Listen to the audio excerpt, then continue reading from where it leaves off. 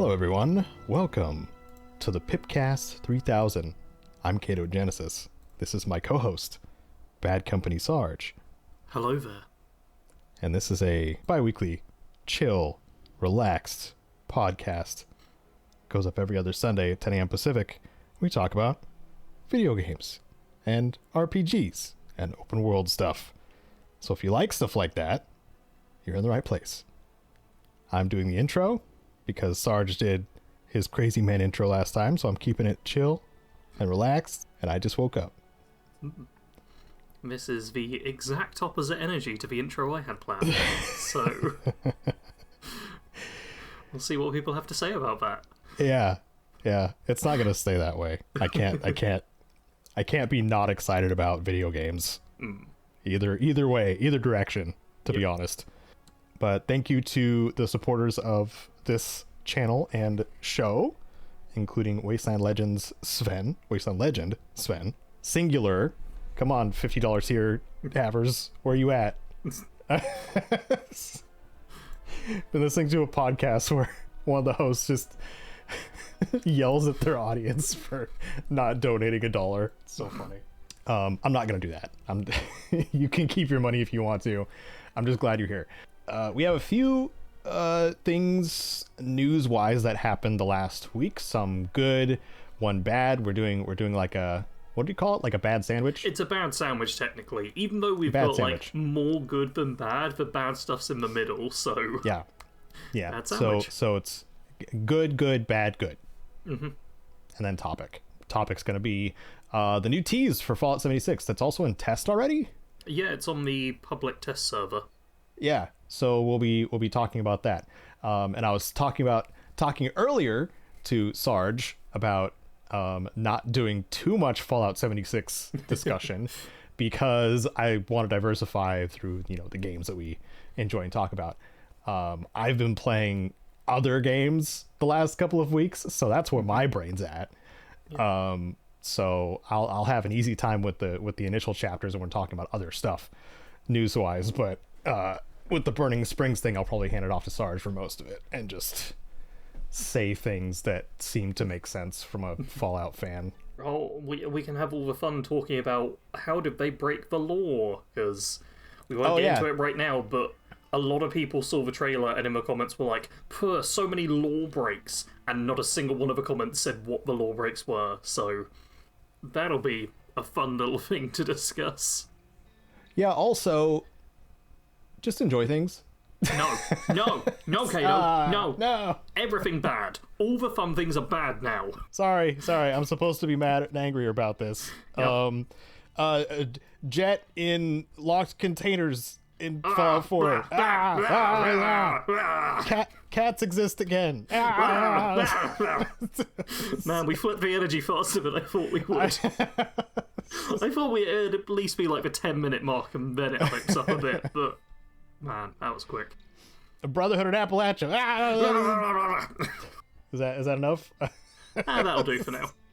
Can you do the comment of the cast, please? Yes, thank you to Dennis McGonigal, who said Sarge needs to do every intro, and that hasn't happened. Sorry, Dennis. And I said I disagree. Yeah, Caedo specifically wanted to do an intro. To be fair, I only had 3 separate intros planned for this episode. So, oh, wow. I went on a walk you can earlier, save them. And yeah, they are all repeatable ones. To be fair, cool. One of them was kind of like a late-night host sort of, you're listening to radio vibes, which you did a sort of thing like that. I was kind of going towards that, yeah. Because I don't really have voices. I have sound effects. I have so many voices and no uses for them. But just nothing. What if you did like a for one of your builds? What if you did like a radio play kind of thing? I've considered it. It's a lot of work for something that most people wouldn't enjoy, and I'm like, I've considered a lot of more cinematic series and things with me doing voices, and I started planning them. But they are just such a high level of work for something that. They sure are. Yeah. Sorry, I'm out of me of all people saying that to you, and having done that. I don't know why I'm suggesting it. Maybe it would serve your style of content better. I don't know. because I don't even do the things that I made them for. So I don't even know what my style of content is anymore at this point. Yeah. For anybody who doesn't know, I'm talking about the music videos that I did in 2015-ish. Oh, God. Stupid time. With Fallout footage. Yeah. And they took a very long time. Very long time. Yeah, I did start working on a Starfield cinematic series when the game, like, very first came out. And I ditched it after, like, a couple of months of on-off work. Because by that point, I'd gone from, oh yeah, a new game, to, no, I don't really like this. Ah. Yeah. Well, dang. Dang indeed. Yep. Well, something that we might like, I'll certainly like it, I know I'll like it, is a new game from Insomniac that they finally showed at the PlayStation State of Play that happened a couple weeks ago. It's the Wolverine game. Wolverine. Yeah. Did you want to do the trailer thing? Oh, I can narrate it. Okay, it's 1 minute 51 seconds, and I'm hitting play now. Likely mature, 17 plus. Oh, Wolverine, stab, stab, stab, stab. Oh, cable guy. I know his thing. He stops healing. I can't remember his name or anything, but I know that's like his thing. Oh no, there's like gruff voiceover and it's being all like this. Stab, stab, stab, chop, chop. Yes, tear people apart. That's more like it. There's lots of violence, but it's growling, very animalistic. Big fan of all that. That's the Wolverine I like to see. Mm-hmm. Oh, it's kind of weird seeing him just walking around normally now. Oh, big plane thing. And more jumping, stabbing. These people seem to be like cyborgs that he's killing. He's got a motorbike, very Wolverine, love it. Mm-hmm. And yeah, punchy, punchy slash. Oh, it seems to be very like a Arkham-style combat, but even more kind of long distance almost, where he just leaps. Yes, it's incredibly brutal, and we're seeing Tentacle Man again, who I know like one thing about. But that one thing's good. It should mean that he's an actual antagonist for Wolverine. The cyborgs. I'm trying to work out who the cyborgs will be. We've got an even more cyborg person now. Oh, they've reused a shot. Terrible. 0 out of 10. Worst trailer ever. God, we watched the same person die twice. Oh, Mystique. I've heard the dialogue about Mystique. People are complaining that about her a lot, being like, why isn't she hotter? I want to... She shows up for like... on, dude. She shows up for like 2 seconds in the trailer. Yep. I'm so mad. There's like two bits of dialogue I heard about this trailer before. Listen here, commenters. This is Insomniac. They know what they're doing. Yeah. Anyway. I must admit, I'm also surprised just how much discourse there was around, like, oh, why isn't Mystique, like, super conventionally attractive when there are literally 2 seconds of her in the trailer and it's her transforming and moving slightly. There's nothing to even look at, and... compared to the number of TikToks I've seen with people being like, oh, everyone thinks Mystique isn't good enough. It's, yeah, that's quite dumb. But the trailer looks good overall. It looks very brutal, which is what you want from a Wolverine game. Lots of blood and stuff. I don't hate the fact that it seems to be he's killing cyborgs all the time, but my brain immediately is like, have they done that so they can get away with the more brutal violence? With taking more damage and not just getting completely eviscerated instantly. I mean, also for like rating systems and stuff, because I know that's very much a thing where like, oh, you can early video games as well have the problem of, oh, there's a game where you can run over pedestrians, and it's like, no, we've changed them into zombies now so that we get a lower age rating. That was Carmageddon. By the third game, they were just like, they're zombies now. And then players fell off because it's like part of the fun was running over pedestrians. Yeah. I mean, even the Fallout series, there's been a couple of things which you could do in the early games which you can't do now. Yeah.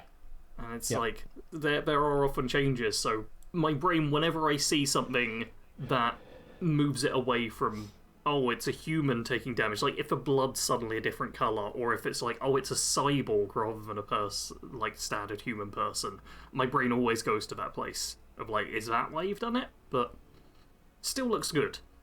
For anybody who wants other comparisons, like if you saw the movie Logan, it's that level. Yeah. It's oh, good. It's good. Makes my brain happy for for them not resisting the ultra violent nature of Wolverine. It's also the canonically short Wolverine we've got as well, which is nice to see. Oh, it is, huh? Yep. Nice. Oh yeah. There's a few things I'm always on the lookout for when seeing Wolverine. And it's, had they kept him short or gone with the Hollywood, everyone must be like 6 foot on average deal. Yeah. Yeah. Wolverine's a but short I wanted to bring Canadian. it up because it's Insomniac. They made Amazing Spider-Man games. I don't want to say the Amazing Spider-Man. They made great Spider-Man games. 3 great Spider-Man games, and now they've moved on to finally showing more of the Wolverine game that they teased. So I mean, their standard is pretty high already. Like, yeah, I do very much like that they're going from a friendly sort of superhero who doesn't want to kill people and stuff to a much more morally grey superhero who's ultra violent. Yeah. It's nice to see, especially because I did see recently a video where someone was talking about like how many PlayStation exclusive games had the family's important third-person action, morally good protagonist but a bit rough around the edges story, and like none of them are the same, but there's so many similarities and you're getting the same sort of feel that this immediately moves away from that a little. Yeah, I will say the second Spider-Man game with the Venom symbiote was a little different from that. Definitely a lot more violent and angry Spider-Man, but of course, you know, that can be explained away by, you know, an alien was in my brain. It's my normal excuse. Yeah. The devil made me do it. The alien devil. Anyway, if superhero games aren't really your thing, there was something else that piqued my interest in the PlayStation State of Play, and that is the Deus Ex Remastered. This is the original Deus Ex that came out like years ago? 2000?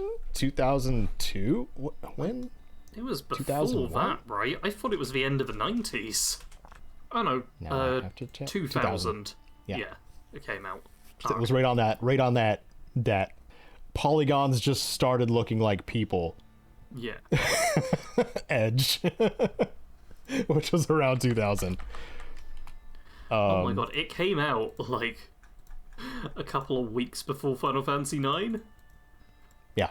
And like graphically, I feel like that's both ends of what the PlayStation did at launch. Yeah. Well, this came out on PC first. Then it had the which is why it was showing the PlayStation State of Play, because they have set it up better for controller users. Yeah.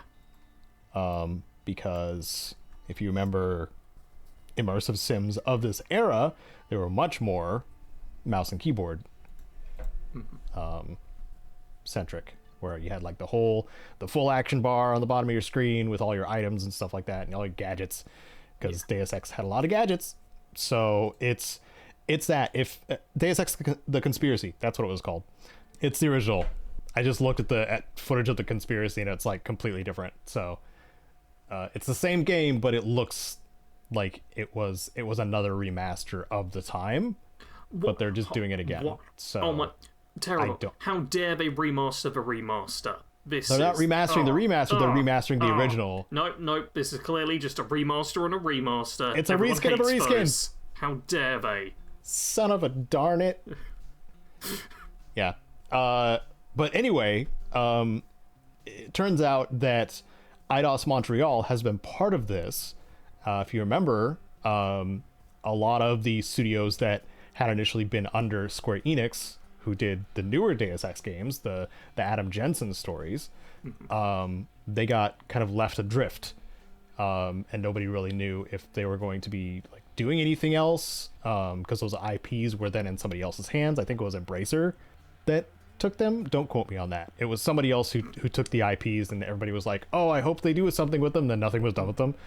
But here it is, Eidos Montreal working on Deus Ex Remastered, which gives me kind of a little bit of hope that maybe we'll get a continuation of Adam Jensen's story in the future, and this is just like to test the waters to see if there's Deus Ex interest still. Yeah. That's where I see it at like from a marketing standpoint. They're just like, okay, are people into this? Are we going to hit a specific amount of, sales numbers with this franchise to want to continue doing, the bigger budget ones? So I hope for that. And also Deus Ex, the original, now being remastered, is a very good game. I feel like I should remind people of that too. That's why these classic games are being remastered, so new people can experience them, is because they are usually very good games. Yeah. That are unfortunately very dated and need to be like modded or be played on specific hardware to actually function the way they're supposed to. And I'll talk about one of those said remasters later. But yeah, I'm just excited. I'd already heard, I think they listed the price already. It's going to be like $26 USD or something like that, which I guess I had been missing the discourse, because some people in my Discord were just like, that's too much money for a reskin or for a remaster. And I'm like, we've been paying for remasters. It's not a bad price for what it is if they're reviving something that's like 20 something years old. Yeah, that at least seems in my reasonable mind to me. I'm not going to buy it, but it seems reasonable. Yeah. But yeah, it's something to keep in mind if you like your immersive sims, if you enjoy Prey, Half-Life, kind of that genre of games, then and you haven't played Deus Ex, it's really good, and you should. I actually wait. I had one thing to complain about. Beforehand. Which is just a general thing about like lots of these states of plays and other gaming things. The original thing that Caedo linked was like the GameSpot live stream of the entire state of play, which is like an hour and 40 minutes long. And the first hour is just a waiting screen. And I just wanted to take a moment to rant about how often that happens. Like, I feel like there should be a 15-minute maximum on how long the waiting screen can be for any of these kind of projects, because this is literally 60% of the entire video is just eventually it will start. And yeah, that's just my mini rant before we move on. Oh yeah. Also release date, I should probably say that, February 5th next year. So that's when it comes out. Man, the American dates get me. That's why I said. Yep. That's why I said the month and the day. Yeah. Well done. Cause... Fall 2026 for the Wolverine game. That one's more vague. Yeah. Okay, now for the Depresso sandwich. Whoa. Do you want to talk about this one? Or did you see anything on it? Oh, I saw so much stuff on it. Okay. Oh yeah, this has been... I've seen more stuff on this than I did see about guys on the internet being like, why doesn't Mystique have a bigger butt and stuff like that. So yeah. Game Pass. Xbox Game Pass, what a lot of people for like about a year or so now have often referred to as the best deal in gaming. It's going up in price. Mm-hmm. And you might be thinking like, oh, okay, it has been fairly reasonable and a lot of people think it's a good deal, so they'll make it a couple of bucks more expensive. I get that. I suppose everything's getting more expensive. We don't like it and we really don't need it, but I can understand that, right? That's understandable. It actually increased by 50%. It's Game Pass Ultimate, yes. All of them have gone up a bit, I believe. All of them went up a bit, but Game Pass Ultimate had the biggest jump. Yeah, it is now... And 50% is huge. Yeah.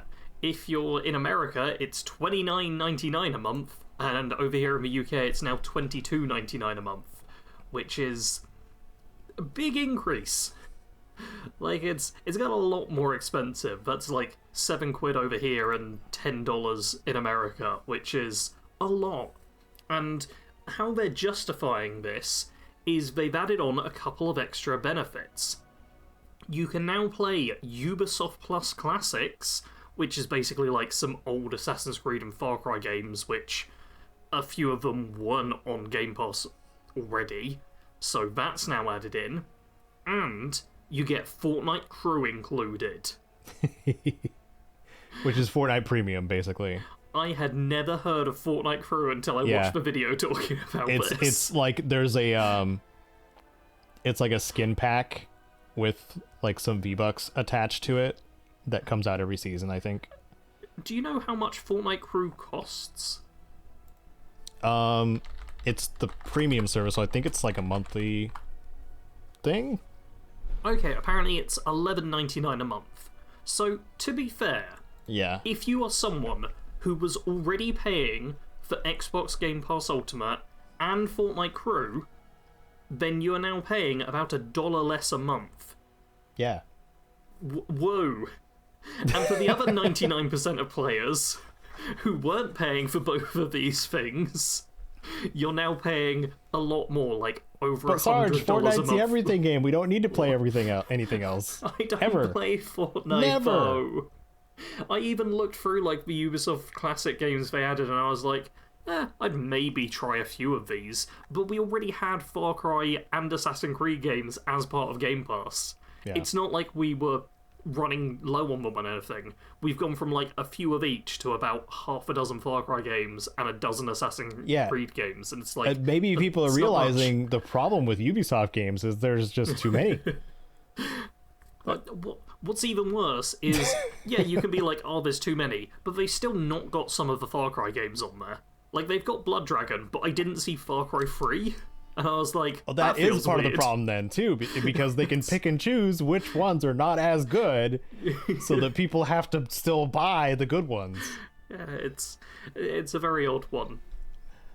It's like the top shelf booze is still costs money. Yeah. Did you hear the fun thing that happened right after this got announced? Was it the GameStop thing? No. What's the GameStop thing? Oh, the GameStop. One of the GameStop socials. They were just being funny about it. Oh no. The funny thing about it is the page that you go to cancel your Game Pass subscription crashed because there were too many people going to it. I did hear mention of that. That's really funny. Yeah, and this was fortunately, like I already canceled after. mine last time I got mad at Microsoft, and haven't renewed it, even though I have this. I'm using it as a bookmark now, but I have a free month little slip that's. I think it's got a long duration on it. That's good. Yeah. So whenever I want to, whenever there's enough on Game Pass for me to play, which seems like, there is a lot of stuff on there. But the big reason a lot of people went for Ultimate and why the Ultimate price hike is such an annoying one is that is the only tier of the three main ones that you get new games on day one. So stuff like Silk Song or Outer Worlds 2 or Elder Scrolls 6 when that eventually comes out. They just locked all the day one behind the $30. Yep, so, that's bullcrap.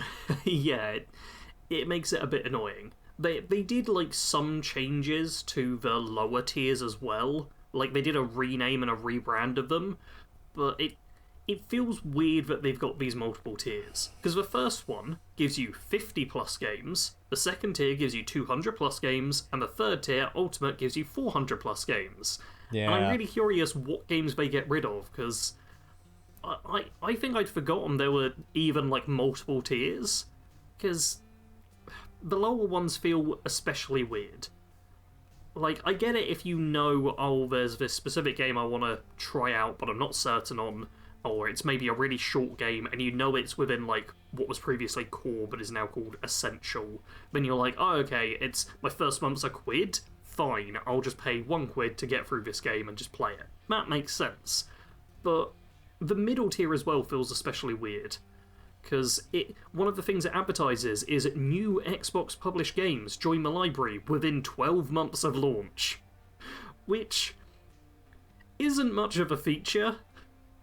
Being like, within a year you'll get to play new games is not worth paying for. Just flat out. Yeah. Like, it's a really strange one. Because why not wait that whole 6 months? Yeah. Get it for a month and then play it and then not keep paying for it. Yeah, because the premium one as well is $15 a month, essentially, which is, by the time a game's been out for even like 6 months or so, there's a good chance you can find it on like a 50% off sale at the right time, so it feels weird. Like, even if it's not entirely off, that's like 4 months or so, and if you pay for 4 months, then immediately that's the same as what the game would have cost, so it's becoming a lot harder for a lot of players to be like, oh, this is better for me than just buying the games individually. And speaking as someone who even loves playing lots of different games, and has still been on Game Pass because it's nice to be able to just go, oh, there's some new games for me to try out. Last time I talked about both Hollow Knight Silksong and Crypt Custodian, which I only got to play because of Game Pass, and I'm someone who loves trying all these different games. So Game Pass Ultimate was worth it for me for quite a while. It's not anymore, though, because it's so much more expensive. Yep. And being able to go like, oh, I get to try this game, which otherwise would have cost me like 5-10 quid and I never would have played. Now it's like, well, it's not worth it, and I'm not going to be able to try out all these little games, which I would have only tried because of a subscription service. Yeah. So, yeah, it's bad. It's also a case of, it feels like Xbox is losing money because of this. They have been, like, because they tried, if you remember, they tried setting the price for the Outer Worlds 2 to $80. And then people pushed back on it for good reason. Yep. And then they went back on it. Yeah. So one of the people I was watching, Jake Baldino, shout out, was saying like maybe this was a response to that. Maybe this was them trying to find another way to get more money out of people. Yeah. Instead of just price hiking, upcoming games, for the outright sale of them, because a lot of people still use Game Pass because it is more for gaming on a budget. But it's become less and less, especially when 1 month of Game Pass is about half the price of a full game. Yeah. Because if you get Game Pass Ultimate and then forget about it, you'll be paying for a full game every 2 months, whether you're playing it or not. Which to me personally, I think that's a bit much.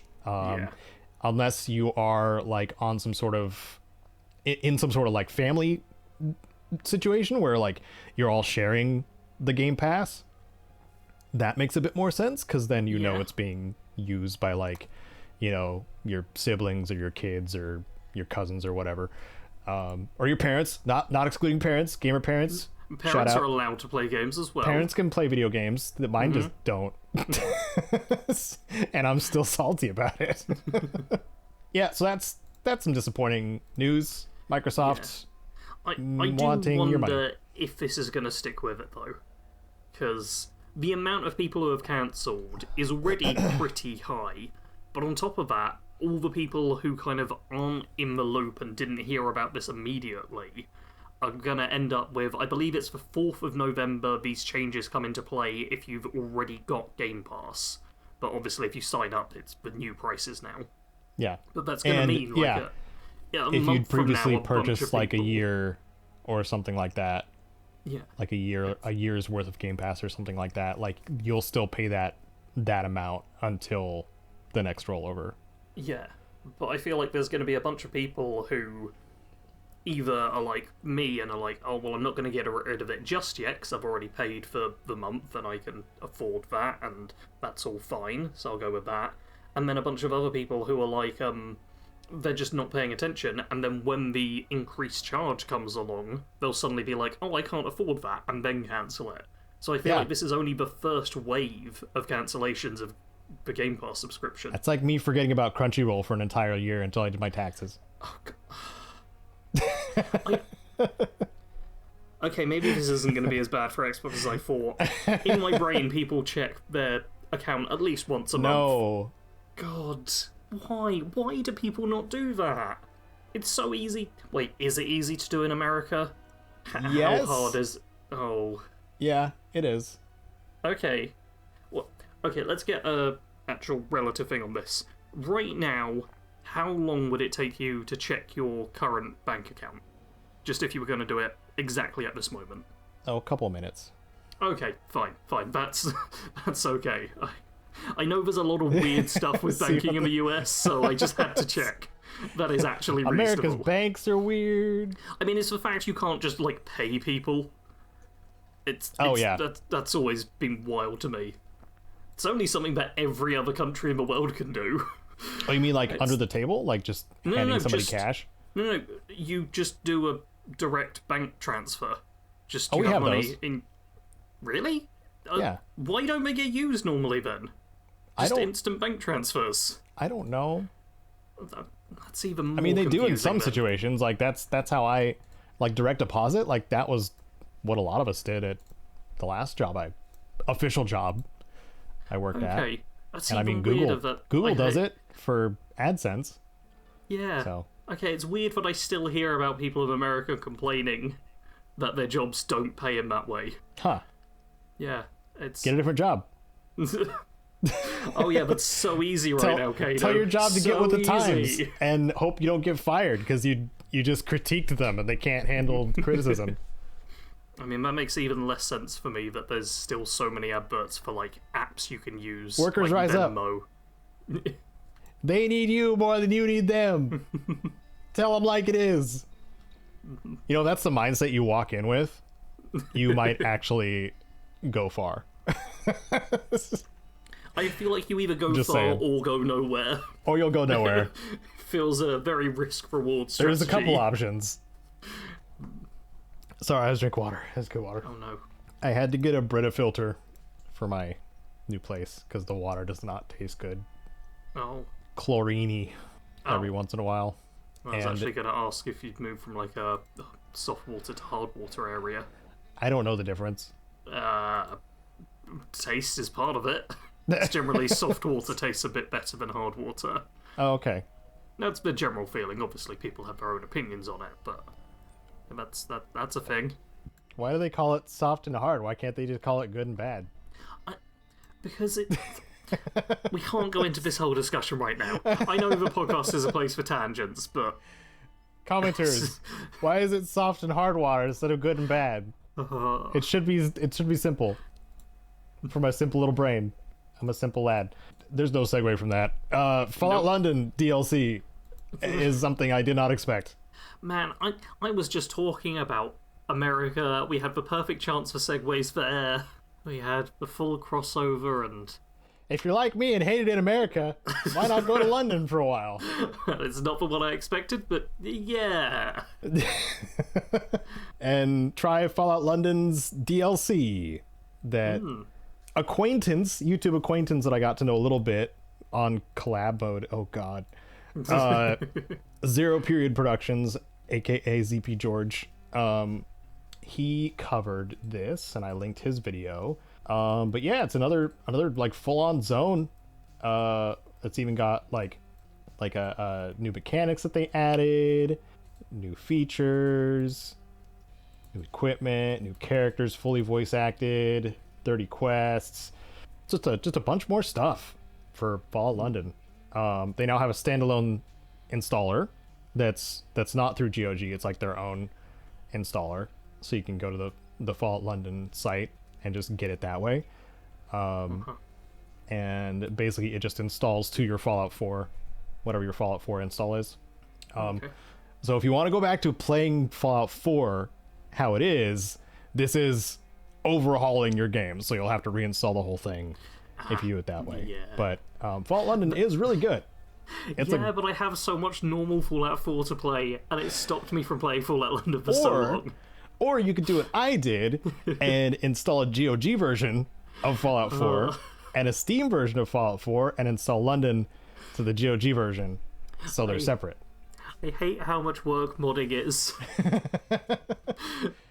I know it's not a ridiculous amount of work, and modders will be like, oh my god, why aren't you willing to spend 20 hours getting your mod list in order to play 1 hour of a game you like? Blah. But that's something that's always put me off of modding, is how much time I spend getting the game to work properly. That's why I didn't install it on Steam. That's precisely why I didn't install it on Steam, because it had more steps. And I was just like, no, I'll just spend a few extra bucks, get it on GOG, because they have an installer literally right there. And I just press a button and then it works. That's why I did it that way. So that's my suggestion if you have, leftover money from canceling your Game Pass. But yeah, I wanted to mention that because I had no idea until I saw George talk about it. I heard about the DLC more in a different way. I heard about it because apparently the Northern Boys are in it. The Northern Boys? Yes. Do you remember the Northern Boys? Nope. Oh, they're a band of 3 old men from England who do very vulgar lyrics and stuff, and very inclusive songs, and are quite aggressive and sexual in ways. Uh-huh. This is me describing them without saying any bad words, and I want to point out that it's really difficult to do. This is Grandpa Sarge.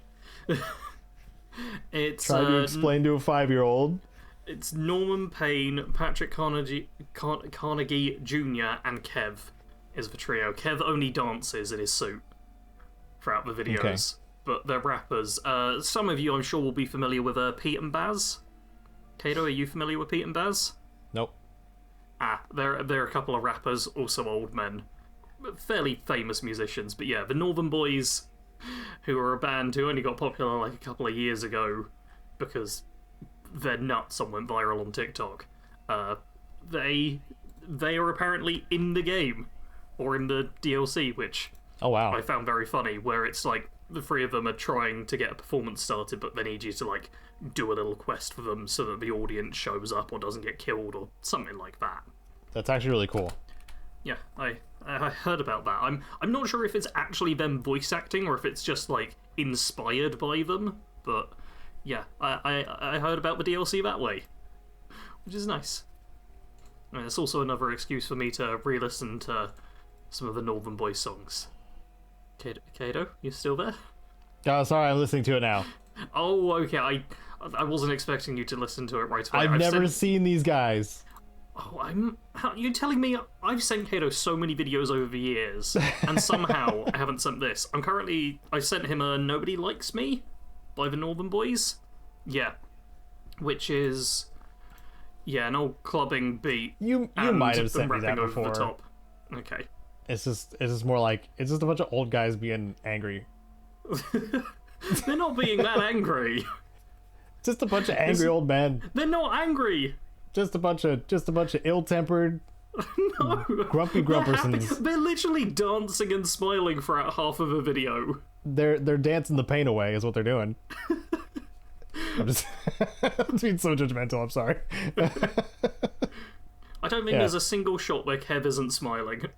Just trying to sell the audience on it, and I'm just judging. Man, give it a shot. Both Fallout London DLC and the Northern Boys. The Northern Boys, I guess. Providing you're an adult who's fine with listening to adult music. Yeah, not a 5-year-old like Caedo. Themes. Yeah, providing you're older than Caedo, it's fine. My chronic pain. I do wonder as well, like, how much of this translates over to different countries. Because there is a lot of swearing, but as a Brit, I'm like, yeah, there's a lot of swearing. People swear all the time over here. That's normal. Mm-hmm. And I know that it's not taboo, but more taboo to swear over in America.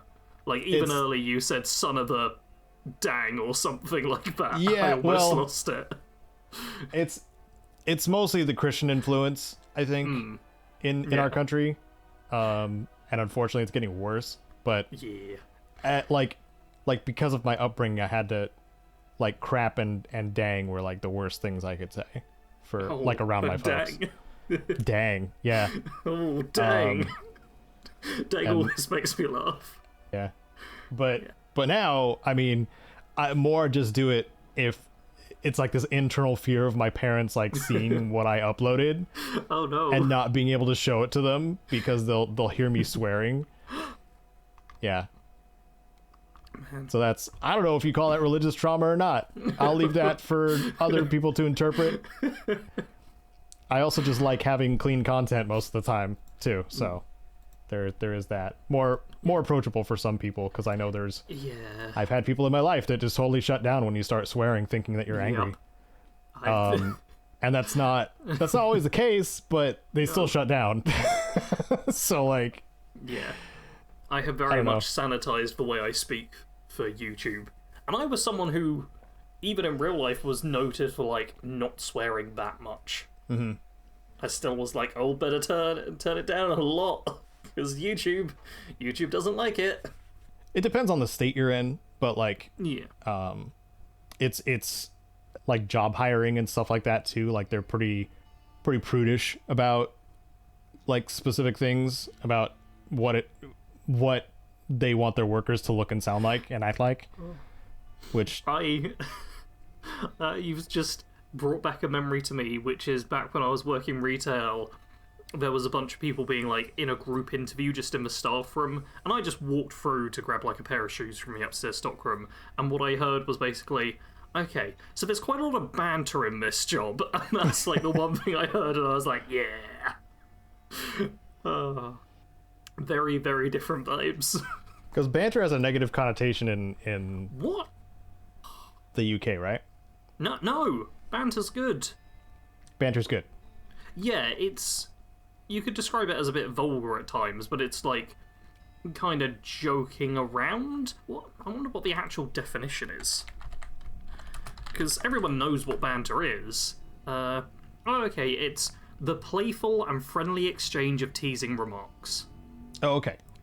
So yeah, it's friendly bullying. Yes. It's basically that. The kind of bullying where everybody's having fun. Yeah. All right. Yeah, that makes sense. Maybe my interpretation was off because of how you described it in the past. Yeah. Well, let's talk about Fallout London's DLC. Yeah. It was mostly just a short cultural exchange. Little bit of banter. What? Cheerio. As someone who's not played Fallout London, I do wonder how authentic it is to like modern Britain and how weird it is to people who aren't from Britain going into the game. It was certainly weird when I played it. Yeah, but is it weird because it's parodying like past UK, which already is parodied so much, or is it actually like trying to bring things a bit more modern? Because I feel like it's going to be past, because that's kind of what the standard Fallout timeline does as well. With the whole alternate history thing. I don't know. I really should play it someday. You really should, Sarge. It's like your place. It's your thing. Once I'm done with all the other Fallout 4 content, which I am already like almost a year pre-recorded ahead of time, then I'll be able to actually potentially play it. Okay. You better. And then you'll be like, why didn't I play this before? And I'm like, I know! I know. But you'll be playing a version that doesn't like crash within the first few hours too. So I hope so, or else I won't be playing it very long. Yeah, there was a weird like super crash bug, if you remember me talking about it. You had to like recall that. Yeah, install like a third party mod that got added to their mod pack like almost immediately. But anyway, speaking of mods that are made by developers, so they're not mods, and you also enjoy them after your initial purchase of the game, because that's how this Fallout 76 works. You could have just said, speaking of DLC. Yep, but I didn't. Would have been so much easier. Nope. I do it the hard way. You know this. You talk. You do this. Burning Springs is the next major update coming to Fallout 76 this December. And not only did we get a bit of a preview with both an inside the vault with some developers having a slightly awkward conversation about it all. There are lots of people talking about like how there's just random pauses, and some of the stuff is clearly them just reading off a script, which was kind of funny to watch people who clearly aren't trained for the camera talk about this new update and stuff. But on top of that, it has patch notes, which we'll be going over, and it is currently in the public test server. So if you're on PC, have Fallout 76, and a spare 100 gigs to install a second version of it, then you can play this update right now. Caedo, have you installed the PTS to play it? Nope. Me neither. Yeah, it's 100 gigs. Well, technically it's slightly under 100 gigs, like it's 90 something, but it's basically 100 gigs. Wow. And it's like, you don't get any progress playing through it. You do get to try all the stuff while it's still in testing mode and before they make any changes, but it's a lot. We're still excited about it, though. Yes. Yes. The first shot you showed in your video, because you did a video on this. I did make a was video the Deathclaw in armor, and I'm like, oh, yeah. I'm gonna play this. Because that's so cool. Freaking awesome. Yes. They've done really smart stuff with this update. They talk in the little Inside the Vault thing about how there's a lot of like Fallout 3 inspiration, which I love to see, because the vibes of Fallout 3 are my favourite across the series. And then they decided, oh, we're going to introduce you to the Rust King, who's an intelligent super mutant raider who trains Deathclaws and armors them up. Yep. So cool. That's all we need. That's so cool. They literally did not need to give us a new map zone. They could have just given us this one character, and I'd have been like, this is a good update. Yeah. Could have been something added to Skyline Valley, because something else is being taken away, isn't it? Oh, yes. In it. Skyline Valley, which was the last, like, new area we got to the main map, came along with caravans. With Milepost Zero, we had, like, a whole caravan system there, which I also made a video about recently, being like, here's ways you could improve caravans. And Bethesda have announced that when this new expansion happens, they're getting rid of caravans. Yeah, we talked about that recently, too. Yeah. Pretty sure. Well, it's like, man, I hope they don't abandon this, and then they're abandoning it. Good. To be fair, in the patch notes, they do say, like, oh, for now, Milepost Zero will be closing up shop, and awaiting a time in the future where things might be a bit safe for their operations, and they're kind of doing it, where is it? We love the Skyline Valley region and have some fun things in store for it in the future. They have that. There's a few things that it's like, oh, maybe they'll come back with caravans in the future once they, like, completely reworked them, but it's hard to say. If you do want to play with the caravans right now, though, they're only sticking around until early December, which is when Burning Springs releases, so you've only got, like, 2 months left of caravans being in the game. Yeah, so if you're someone, say, who has been using those caravans to grind out 100 to 150 on the scoreboard, that's how long you had to still do that. Yeah, you can basically do it this season and not any future ones. But there will be a new repeatable public event you can do, because they're adding in bounty hunting, where you can go on grunt hunts and head hunts. Grunt hunts are just like, go to a random location in Burning Springs, you get a mutated enemy to take on with a random mutation, like you get in the daily ops and stuff, and you just need to, take them out. Fair enough. And from these grunt hunts, or possibly from paying a certain NPC, who we'll get to in a moment, you then might find a premium bounty poster, and you take these to a location, and suddenly you get a public event, which is a headhunt. Which sounds very similar to, like, Encrypted, in the sort of, oh, you have to get this certain item to then be able to go to a place and then start it. It's got that same sort of vibe. It's like a dungeon key kind of situation. Yeah. And then you end up with a 3-star legendary big boss style enemy with a couple of 2-star posse members, as they call it. Which, yeah, I love bounty hunting. I love bounty hunting. I love being a mercenary. I'm all for this. I actually prefer this to caravans, so I'm both more excited and more nervous, because I'm like, man, they didn't do very good with caravans. I really hope they do a good job with bounty hunting. Yeah. I'm wondering, because the devs were kind of, like, half-scripted. Yeah. In the presentation. I'll be honest, I didn't watch the thing. I just kind of scanned through, which is not the best way to do it, because I realized they didn't show very many images or anything. No, but it's just them talking. But maybe they were being pushed to put this out because of Fallout Season 2. It does feel like it's trying to coincide with that, and it makes sense, seeing as the other main character we got told about was the GHOUL. And And anyone who's watched the Fallout TV show will know that the Ghoul is the name of Walton Goggins' character. So this is a character from the TV show who's coming to Fallout 76.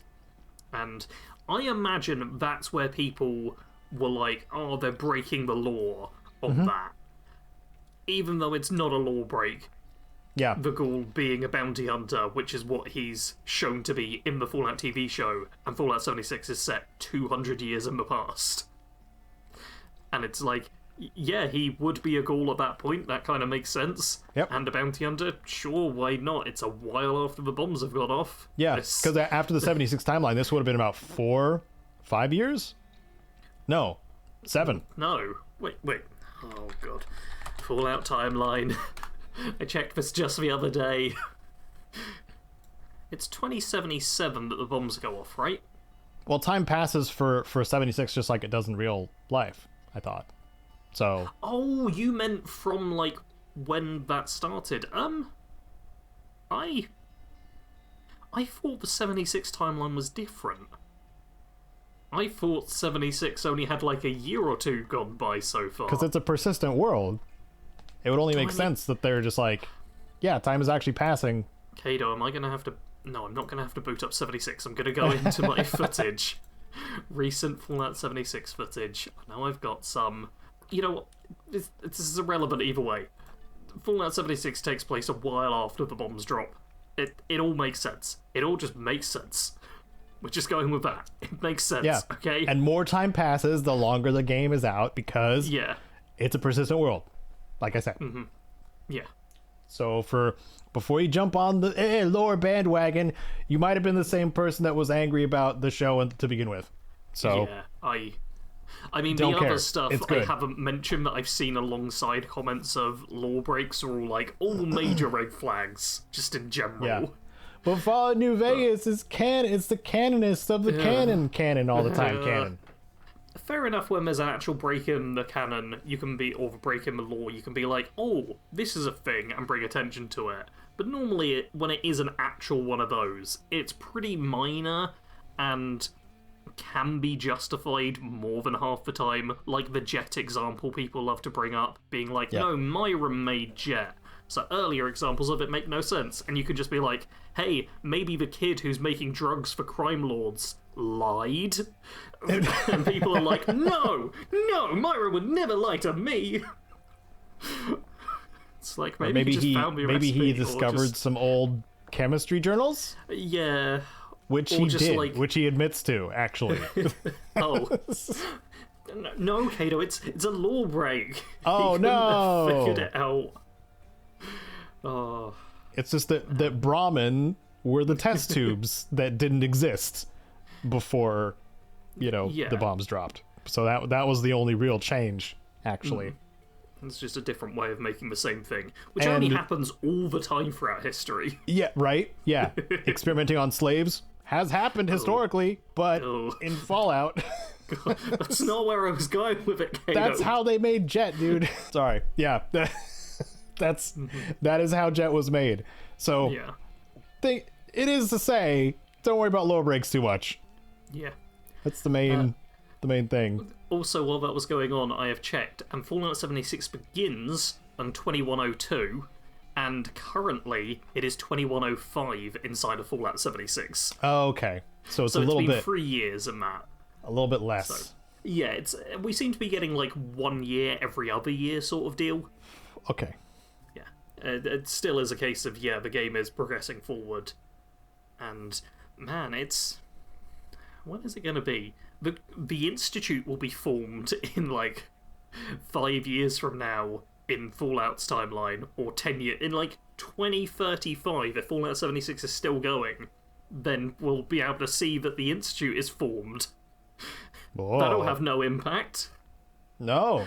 There's really nothing for so long in Fallout's timeline. They've got so much room to work with. Yeah. And here's the thing too, because it is a prequel, they're going to take liberties. That's the point of a prequel to begin with. And I feel like people don't share this sentiment at all, I'm sure, but the Fallout 76 team has been extremely aware and respectful of the lore that exists. Yeah. To a degree that even like the Bethesda A team doesn't seem to have. It's like I'm now struggling to think of an actual like genuine clear-cut lore break that 76 created. Like there probably is one somewhere, but I can't really think of anything. Like Super Mutants are always what go to the top of my mind, but they were already being made in like a dozen different places in the end, like before 76 was even out. Yeah. And like the initial established stuff in the first game was just like, oh, it was only at Mariposa, but like it could be other places. There could be experiments in other. You know how many vaults there are. There could be experiments in other places, dude. Like I will say that's one for me where I wish Super Mutants weren't such a big thing. But I wish it to a degree that's less than I actually enjoy all the different types of Super Mutants we get to see. Yes. So I'm not going to be that fussed about it all. Yeah. What about a vault of all nice Super Mutants? I mean, we technically had that. Forks. Once you've killed everyone else, it's a vault of all nice Super Mutants. Full of nice Super Mutants. Yes. Yep. So many nice Super Mutant in this vault. And then you're evil, and he's like, I'm sorry, my friend. And you feel like the worst person in the world. To hurt his little heart. Poor Forks. Poor giant minigun wielding Forks. The sensitive soul he is. Anyway, we're getting a little bit distracted from 76 here, so I'm going to bring it back a little bit. And I figure one thing we can do is just kind of go over the patch notes, because they've actually been updated since I made my video yesterday. Whoa. There's only been like minor updates, but it's stuff like the new legendary effects have numbers tied to them. Because, as well as bringing in a whole new region to the west of the map, we also are getting new legendary effects, and new NPCs, and new events, and new enemies. And there's a reason they keep describing this as like their biggest update since Wastelanders. Because it is pretty big. It feels like it will be actually substantial. And also, I think the fact they're putting this new area on the west of the map, technically like in Ohio, we're going to now, and you cross over from Point Pleasant, I think that's going to be much easier for people to go to than Skyline Valley, which was like right at the bottom of the map and underneath, and I cannot tell you how many times I kind of just forgot it was there. Mm-hmm. Like the fact I'd got used to the map for so many years ending at that point, and there's not much reason to go that far down south. Like, the Scorched Beast Queen is, like, how far south you go most of the time. It feels weird, but now, new players especially are going to head west quite often, just exploring the forest, and then there'll be even further they can head, which is, I think it's a smart location to put it. Even though it's, like, what, scaled to level 30? Level 30, level 30 is when, like, the quest for it. There's a quest you'll be given, like a radio signal comes in at level 30 telling you to investigate it and all. Yeah. And it is described as more of a desolate place, and the terrain and stuff from like just the key art looks much more Fallout 1, Fallout 3 sort of vibes. Yeah. Much more barren desert, which Caedo and I are very happy about.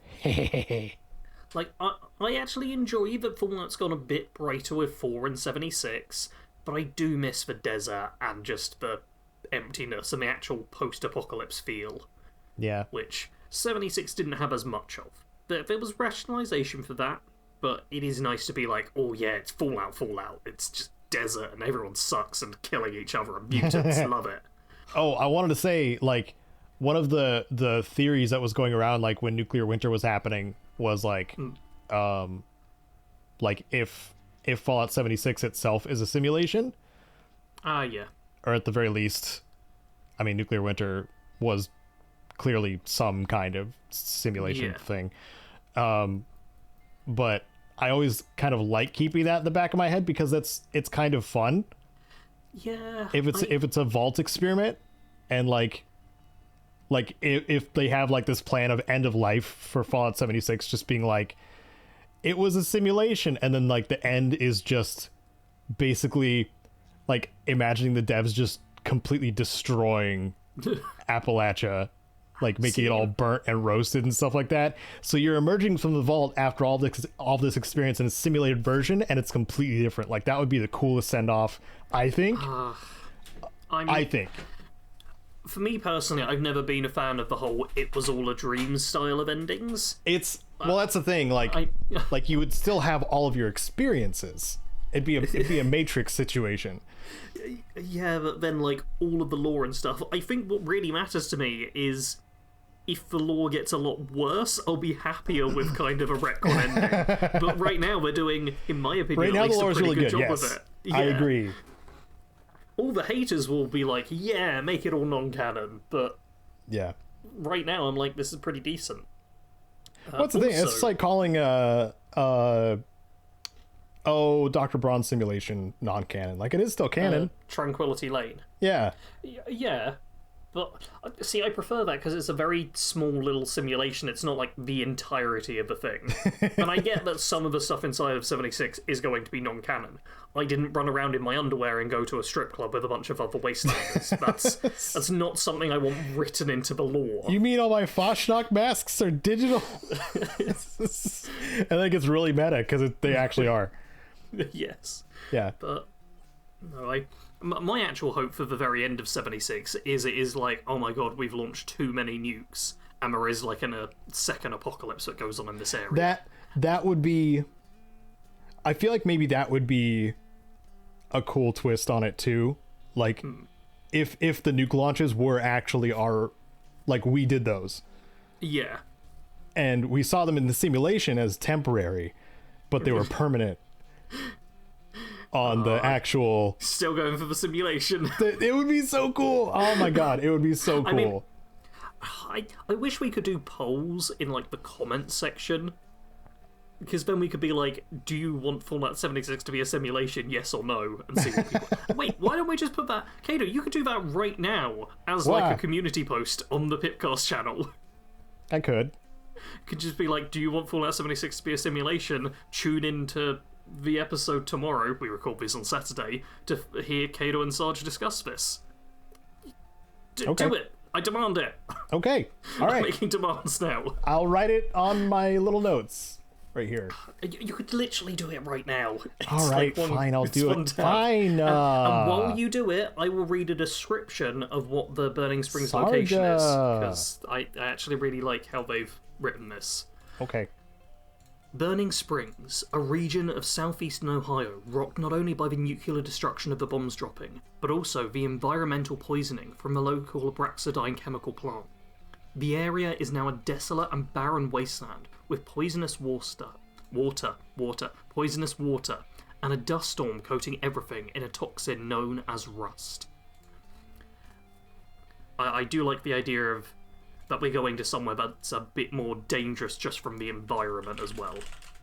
Because this is the game that's set kind of closest to the bombs dropping, and the world of 76, just wandering around isn't technically that bad for you. Besides, like, the ash heap, where you need to wear a gas mask or take damage, it's mostly not a big deal.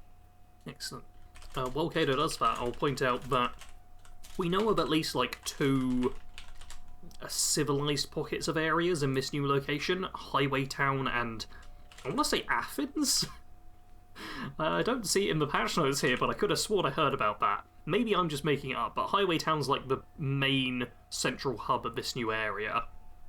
And there's like a bar there, or a pub, or a watering hole, I think they call it, called The Last Resort, which is the saloon where you get your bounty hunt contracts from the ghoul. So they've got pockets of civilization there, but it sounds like this is going to be a slightly tougher area overall, which I think makes sense seeing as 76 has been out for so long, and a lot of players find it very easy now. I can understand having a slightly more challenging location, even if it's just some added environmental stuff. Yes. Have you posted it? I'm doing a yes, no, maybe. Okay. Thank you for encouraging me to use the posts, even though people don't usually see them. But sometimes they just really blow up. And I find that when it's actually like a poll, that gets way more interaction than anything else. Oh, polls always do, because it's a single click. Do you think the ultimate ending when Fallout 76 hits the end of its life, the simulation ending would be cool.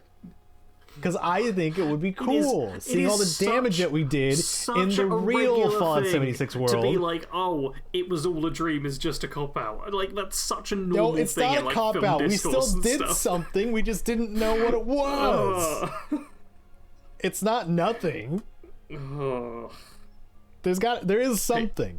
It's not a, and then I woke up. I know it's a bad trope. So it's not that. I promise. I don't see how it's different. It's not, because the difference happened. The different things. We did the nukes, and then the nukes went off, and the real thing, and the stuff. I took creative writing. I know. I didn't. You didn't. No. But I learned that trope very early on.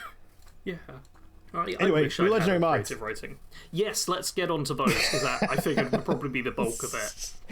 There are new 1-star, 2-star, and 3-star legendary mods. Yeah. I figure we just go through each of these and talk about them. And when I covered them, there weren't any percentages or numbers put onto this, but now we have some actual numbers to look at, which is good. Makes it a bit easier to judge if they're good or bad. So, first off, in 1-star mods, we have Feral, a mod for melee weapons. Kills make you more feral. Yeah. Yeah, Caedo's going to be a big fan of that. That's me. Can you explain to the listeners why being feral as a melee or an armed character is so important?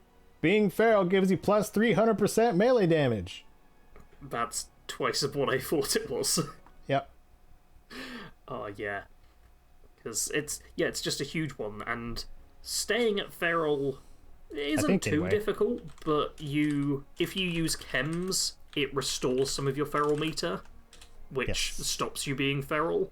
So if you use chems but have the feral 1-star legendary mod on a weapon, then you can kind of afford to use the chems and then kill things. 150% increase? That's what I thought it was. Accuracy goes down by 300%. That's where the number came from. Sorry. I see. It's still big. It's still a lot. Yeah. It's the biggest bonus you can get from like anything. Yep. And it's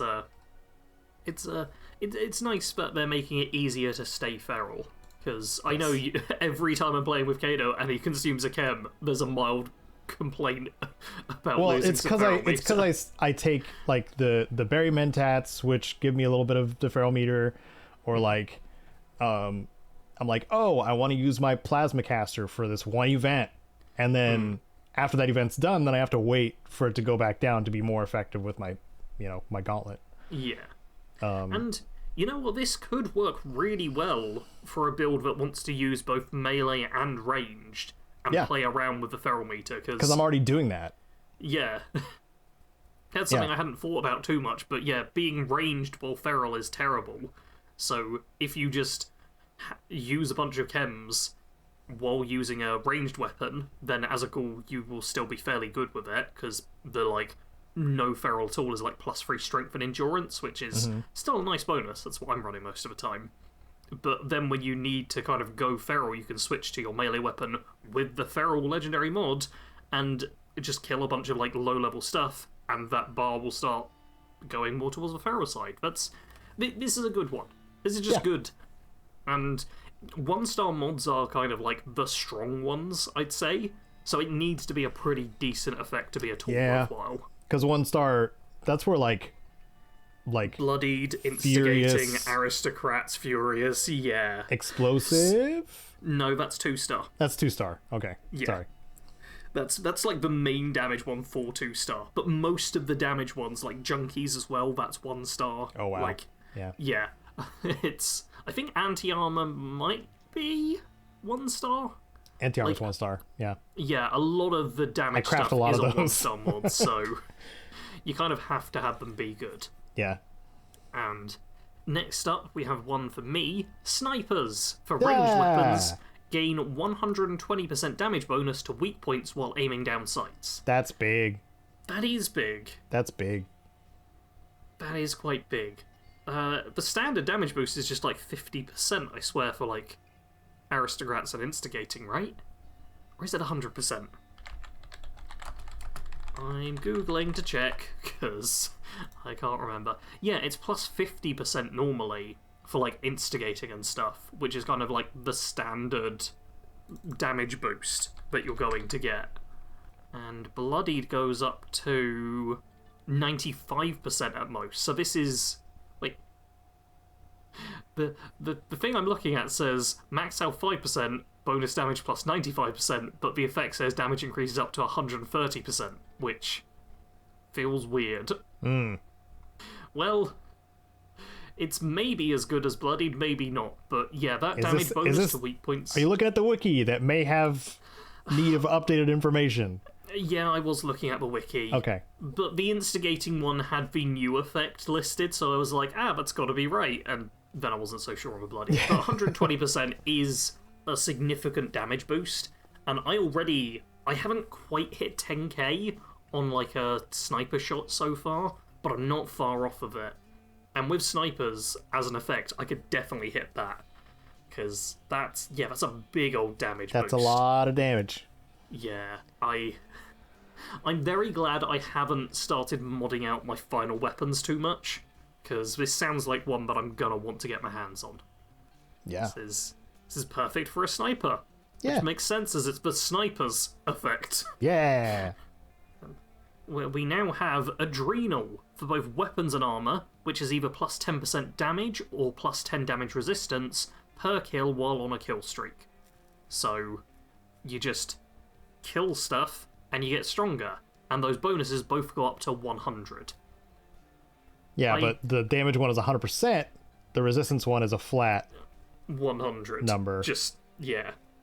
And I do feel like the weapon is so much better than the armor. Yeah, like same. 100 damage resistance inside of 76, it's not nothing, but it's not amazing. But it's not, that's not endgame. You could replace this with anything else, probably. Yeah, it's not going to make much of a difference to you. But the damage per kill, I can see that as being genuinely quite helpful. Like, it is fighting with all the other damage perks is the problem. And I don't know how long a kill streak lasts in terms of, like, duration the game will allocate. Well, it shows you on the interface. It slowly ticks down. Yeah. It sticks around for a while. Okay. Because, yeah, depending on the exact time this could be pretty decent. Because you kill a lot of stuff in 76. Yeah, anytime you're doing like daily events. ops, like it'll stay pretty high when you're in those. So yeah, and getting just a flat 100% damage for like 90% of a daily ops would be pretty great. Oh yeah. So I think the weapon side of it's pretty good. The armor side, honestly, I feel like armor legendary effects are so often just not particularly great. It's hard to do for armor, because a lot of the fun stuff happens with damage dealing, so... I think there's probably also a case of non-bloodied builds don't die very often. Like, yeah. but bloodied builds die all the time, and Yep. I know the bloodied community gets very vocal about, like, tiny changes, because their build is, like, so fine-tuned to one specific thing. So... You can't make it so that bloodied builds are suddenly invulnerable all the time because they've got the right armor effects. But you also, if you focus on that, then builds who are already fairly tanky are just like, this makes no real difference. That's probably why most of my armor is modded for like utility effects and like weight reduction and stuff more than anything. Mm-hmm. I suppose are the actual interesting ones. Maybe they just need to finally add a bloody to armor mod. That gives you a blood transfusion every single time you get hit. Yeah. Oh, in my brain I was like, bloodied just strap a bunch of blood bags to your armor.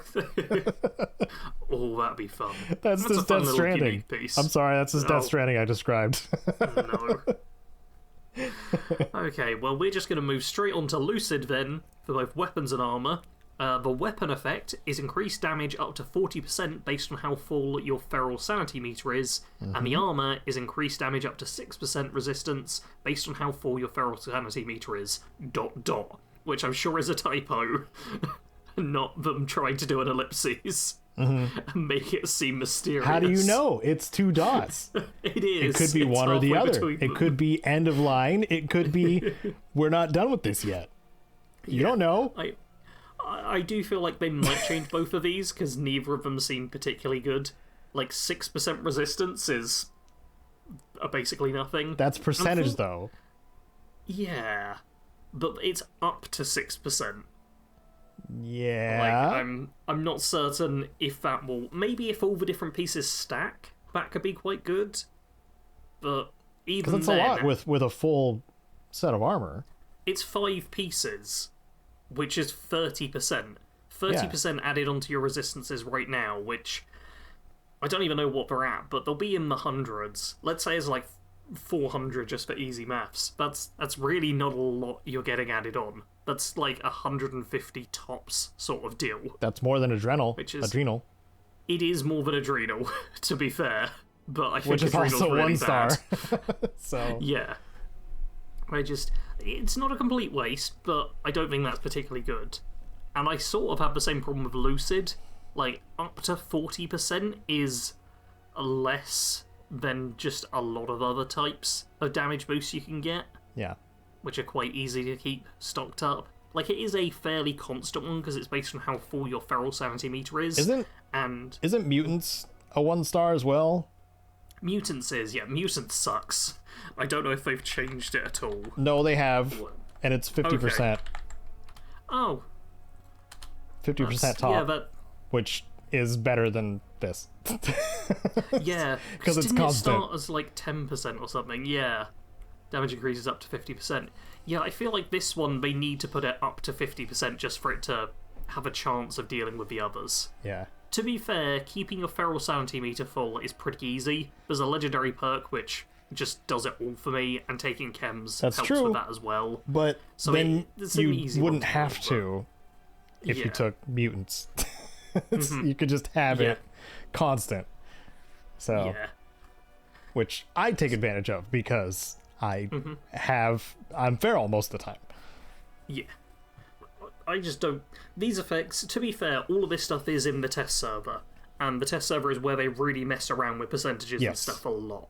So I wouldn't be surprised if all of these get buffed a bit. These are the 1 star mods too, where 1 star is kind of stacked with a lot of really useful ones already. Yeah, honestly, I kind of wish more of the 1 star mods, especially for weapons, were stuff more like feral, where it's got an interesting effect to it rather than just damage. Because we've already got like half a dozen different ways to boost damage with 1 star mods.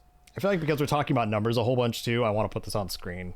So I'm gonna do that. No, I'm not recording it. I'm just taking a screenshot. Don't get too excited, Sarge. Yeah, that's fine. This is literally just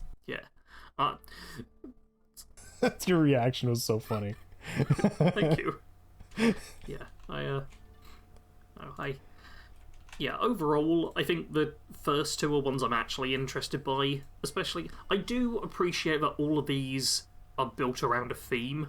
Like, that's my favourite thing, when the legendary effects actually do focus on that. And they've started working more towards that as the game has gone by, so I'm glad for that, at least. Okay, 2 star mods. Pickpocketers for melee weapon. Kills have a 50% chance to award a small amount of caps. I think this is kind of cool. I know you were iffy about it because you are someone who saves their caps. Yes. All the time. I will say I'm very happy to see the 50% thing they've added in. Because they didn't have that initially. It was just kills have a chance to award a small amount of caps. And I've seen so many effects and stuff within the legendary system, and just Bethesda in general being like, let's make this percentage really low. Yeah. So 50% is like the minimum of what I'd want this to be. Yeah. It's about time that Fallout had a Final Fantasy style mug. Yes. It's about time. Took me a second because I was thinking of the other kind of mug. not for drinking tea. Nope. For stealing. For stealing. The upgrade. Let's mug them. Upgrade. You know, the muggers from Viva la Dirt League. We mug people. So, let's go mug him. And that's the end of the GIF. Yep. I'm pretty sure I got their voices right. No, you didn't at all. Nah, I'm pretty sure. Okay, so pickpocketers here. I mean, Caedo, how much how hard is it for you to stay topped up on caps? Because obviously for me, it is never an issue. I'm constantly giving Caedo money, basically. Okay, well, every Tuesday when the schedule rolls around for the scoreboard and stuff like that, I go and get some gold bullion too, which is 6,000 from Mr. Stupid American Man at the Wayward. And then I have to get in my outfit to cover up my ghoulness, because apparently they don't like us, but they like that one ghoul. Yeah. Anyway, it doesn't make sense with the Wayward to me. So I go in there and spend 6,000. Sometimes I just tootle around different camps and look for 4-star mods that I don't have, and those can vary in price quite a bit actually. But I have a lot of weapons that I like to use, and I want to get them up to par for like 4-star moddiness.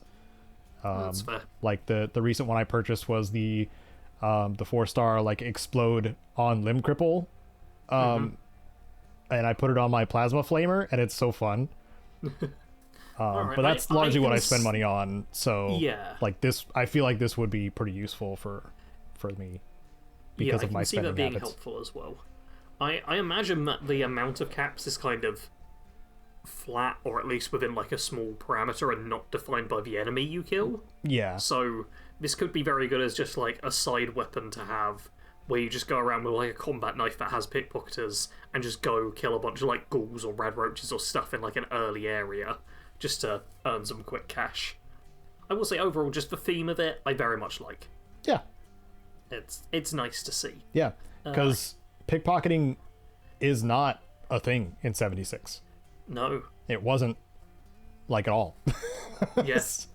I mean, when the game first came out, there was basically no one to pickpocket. Yeah. But then when the NPCs came, they were like, we're not going to add it in. Which I understand. Bethesda's pickpocketing system needs work. Yep. I made a whole video showing them how to fix it. Yep. And they haven't even done it yet. Make the Sarge minigame. It only took a few days for me to make a caravan video and them to be like, oh my god, we need to redo it all. I think that's why. I think they do the opposite of what you want. Yeah. I think they're just like, this Sarge guy, we don't want to please him ever, so we're gonna do the other thing. I mean, to be fair, the one community manager who ever sent me stuff got fired. Yeah, that's still sad. Yeah. I'm still sad about that too. My relationship with Bethesda is not good. Yeah. Anyway, next mods. Painkiller for armor. Gain HP regen based on your kill streak. Up to 3 HP per second. That is for bloodied, for sure. Oh. Right. Yeah. That would help. That's my transfusion mod that I suggested. Because, like, that takes care of a lot of the issue that bloodied builds probably still have. If they're not getting one shot. With, like, is it, like, damage over time effects that kind of mess with them? It could be damage over time effects. It could be just taking a chunk and then, like, their mitigation perks not going off. Yeah, because the main thing I see with bloodied builds is they'll get attacked by like one reasonably strong enemy and just instantly die. Yeah. So I always assumed it was they need the high resistances, but because they've got like 10 hit points or something stupid because they've maxed out damage. Yep. There's basically nothing they can do other than just evade the attack. Yeah. Which we will get to later, but yep. I thought of this more as like a standard non-ghoul, so human like tank sort of build, because I know when I redid my Vault Vanguard recently, that because I was able to keep the glow topped up was just like super tanky. But if you're not a ghoul, then you kind of need health regen rather than just your glow increasing. So my brain goes straight to tank builds instead for this. Yeah true. Overall, I think both of us sound like we're fairly happy with this as an effect. Yeah, even though, it doesn't really affect glow, I don't think. Yeah, so. It's going to be useless for us as ghouls. But more for humans. Those smooth skins are going to take advantage of that. Yep. Those smoothies, they're soft and pretty skin.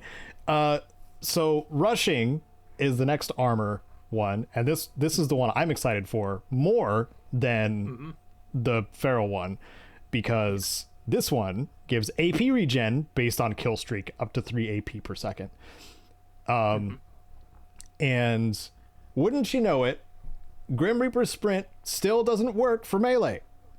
At all. So I've been relying on canned coffee most of the time when I'm in a big fight. And it's not that I can't have a bunch of it on me. In fact, that mirrors what I do in real life. But I shouldn't have to if my build is, the way it should be. And I think my 2-star slots on most of my armor is like, isn't Slayer's kind of in that spot too? I don't remember. I don't think the 2 slots in my armor are being used for anything in particular. So this is what I'm going to replace it with, basically, is like 5 slots of that, because this is really good. That's super duper good. And maybe it'll overpower the need for Action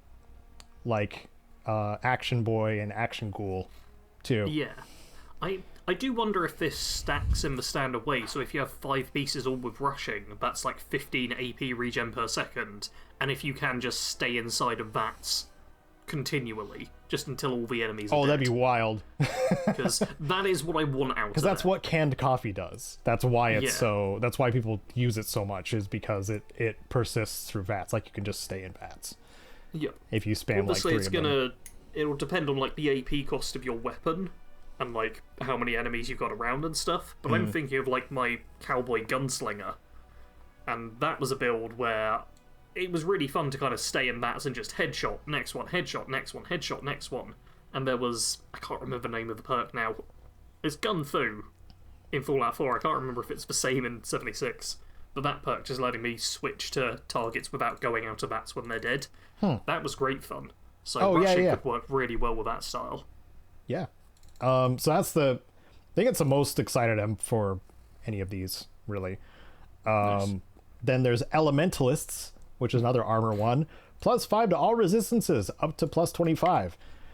Meh. So that's if you've got all 5 pieces. And that's if you have all 5 pieces modded at the level 2-star slot, right after talking about 2 incredibly useful utility ones. Yeah. I don't know, man. And the ability to pickpocket, which, like, I'll be fighting myself on which one of these first 3 to use. But Elementalists, it's meh. Like, unless something like far more intimidating than floaters start showing up, like, it's not really necessary to have elemental resistance. I mean, I'm also not sure what it exactly means by all resistances. Is this damage and energy and poison and fire and ice and like everything I can think of? Maybe. Yeah, that's another thing where I'm like, you've just put all resistances, but I want to know what you mean. Because, like, if it is literally everything, it covers poison, fire, ice, every single damage type there is in the game. Diseases? It's still... Does it cover disease? Disease resistance is a thing. You're right. That's another thing. Like, if I don't think that's a stat we can even see. Then maybe it's kind of not as bad as we think. But it's still not great. Like, it's just... That's not a big number to add on. It's meh. Yeah. You had something to say about this last 2-star. Fierce armor only, not power armor. Fortify limb resistance while on a skill streak. It's still the typo's still there. Yeah, they still got that. Kill streak, actually. Up to 10%, max 50%. Yeah, they have added in the numbers now, where you could get 50% with 5 pieces of armor with Fierce, all of them at 10% because you've killed tons of enemies, and then you're only half likely to break a limb. And I do not think limbs breaking are a big problem in Fallout 76. Because you don't melee. I don't melee, but even when I have done melee, it takes me a second to use a stim pack. And if I've just taken damage and had a limb break, there's going to be an animation. And in that time, I can just hit the stim pack button, and then it's fine. Yeah. Like, the odd instance Unfortunately, there's 2 animation locks that happen. First, you get staggered when your limb breaks. Second, you have a weird little animation pause when your limb gets healed when you're meleeing. So it is as bad as getting staggered constantly by an enemy, and it happens the most when you're fighting against a boss. So like Queen fight, Titan fight, Earl especially, any of those fights, like that's where it kind of rears its head. As the resident melee user. So there is, if somebody prefers, and if you're using fist weapons you have to, if somebody prefers doing melee in armor and for some reason doesn't use adamantium skeleton, or just wants more, I guess that's an option. But I mean, in the 2-star mods that are here too, like there's so many better options still. Yeah. I'm going both ways on this. You mentioned Adamantium Skeleton, which is like a 1-point perk card in Endurance, and does basically the same thing, which is nice and cheap. I feel like there's not a huge amount of stuff in Endurance as well that you go for, so it's not like it's really fighting for position. And also as a ghoul, I've used the Brick Wall perk card in Strength, which is when your glow is high makes you immune to staggering attacks, which is also like really, really helpful. It is helpful, but it doesn't stop the limb cripple stagger. Doesn't stop the limb crippling, yeah. But I suppose for a non-power armor character who's melee only or super melee focused, then this does give you a 50% chance, if you have it on all your pieces, of not having a limb crippled while you're on a kill streak and have already murdered lots of things. Yeah. You see my problem, everyone? Too many caveats.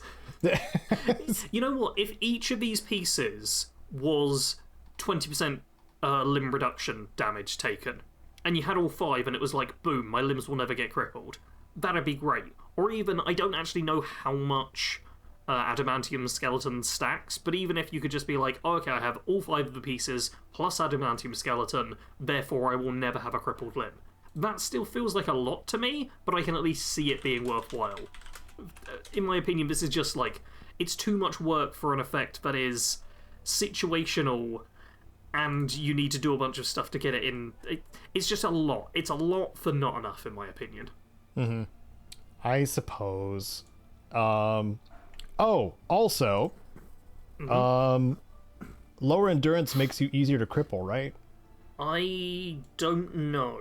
Because I mean, Adamantium Skeleton scales with endurance, so I know that works. I'm but sorry, I'm speaking on something separately. Because when you're at feral, you get -5 endurance and -30 max HP, and -5 endurance is not nothing.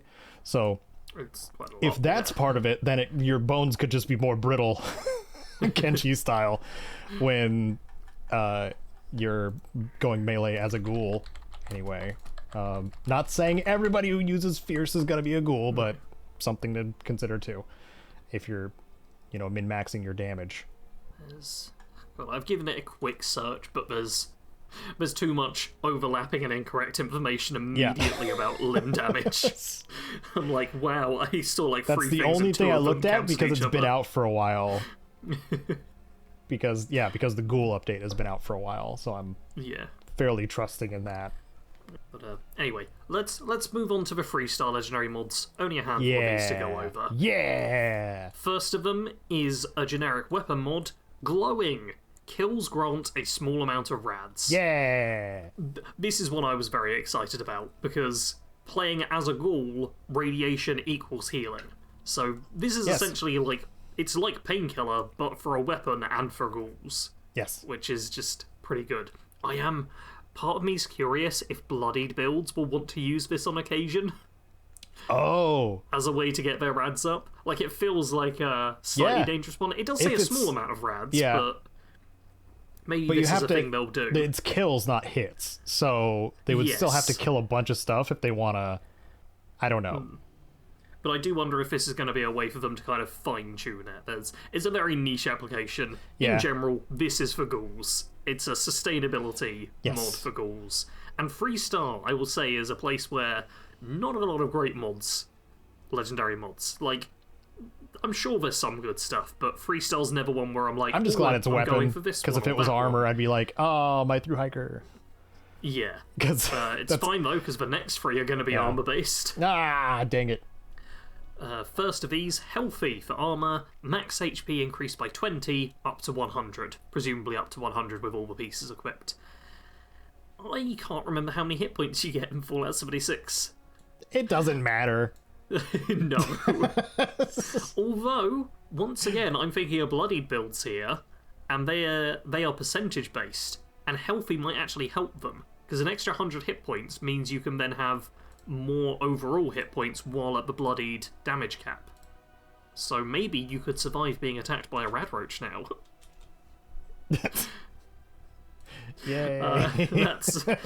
That's like a potential use for it. This can work with like human tank builds. Oh, though I am curious if the glow meter is just exactly the same as your health bar, because that's something I've never really like tested out. Because if it's the same number as your health bar, instead of 100 extra hit points, you're essentially getting 200 extra hit points as a ghoul, which is even more. It's literally double. I can do my numbers. So I think that's potentially good, but I'm not 100% certain if that's how glow works. If the overshield is just based on your health bar or not. Yeah, I can never tell, because sometimes it bugs out and it only fills like 70% visually, but I know it's full. Yeah. I've definitely wasted a lot of toxic goo being like, why isn't it full? Yep. Same here. Yeah, but I don't think that's a terrible mod. No. Obviously, we're sticking with our carry weight stuff, but it's not terrible. Yeah. And for like more optimal players, there could be a use. However, I feel like the one which is going to be most desirable for like the meta builds and players who just want everything as optimal as possible is Reflex for armor. 2% evade chance, up to 10% with all 5 pieces.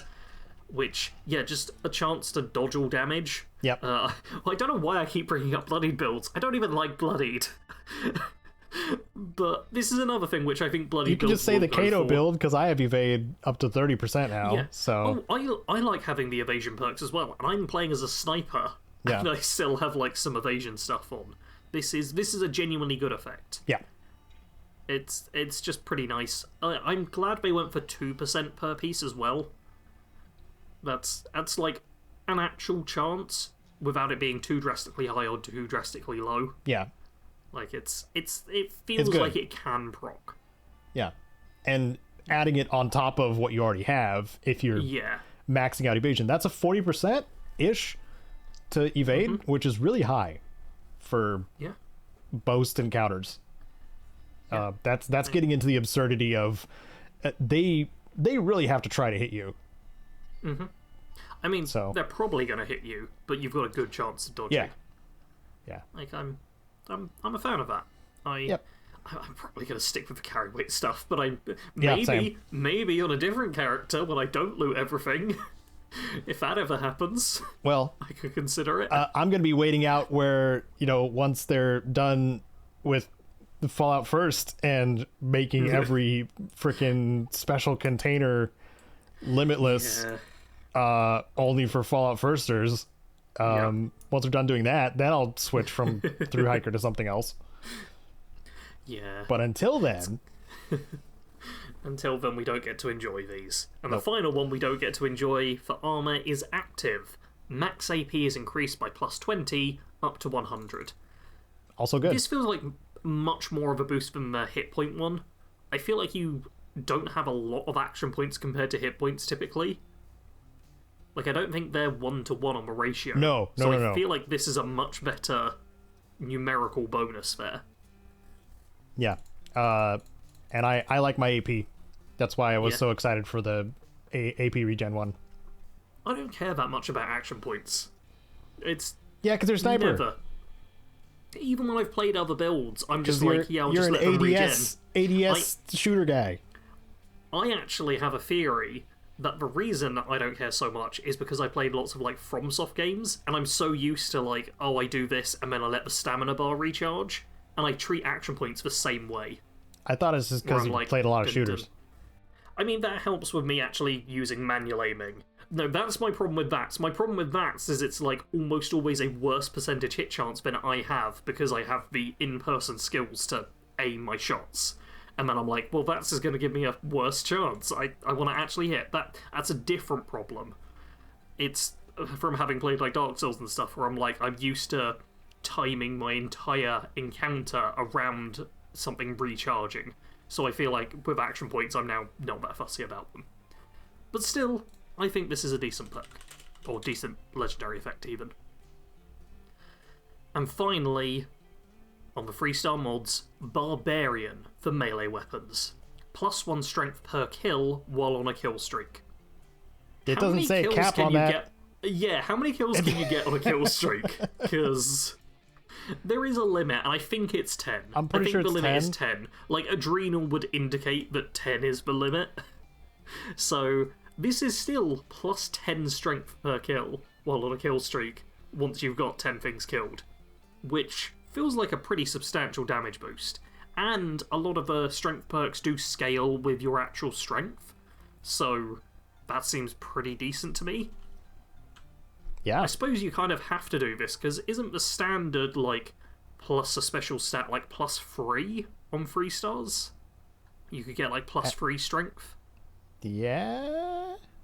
I think that's the case, so this feels like a good balance, where it is going to be lower most of the time, but then once you really get into combat properly, you get a substantially higher bonus. It'll or build you can up. go for the more consistent one overall.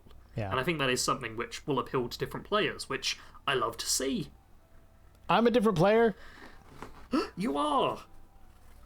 I'm so different. I'm so special. I'm a special boy. Nobody can feel that irony. Yeah, so these more legendary mods that have variety, though, is like still shows that 76 devs are paying attention to what is fun or what can be fun or the build variety of the game being fun. And I love that they focused on build variety lately. It's so good, dude. It is so good. It cannot be overstated how cool it is to play a modern Fallout game that has this level of variety for builds, because you could not do this in Fallout 4.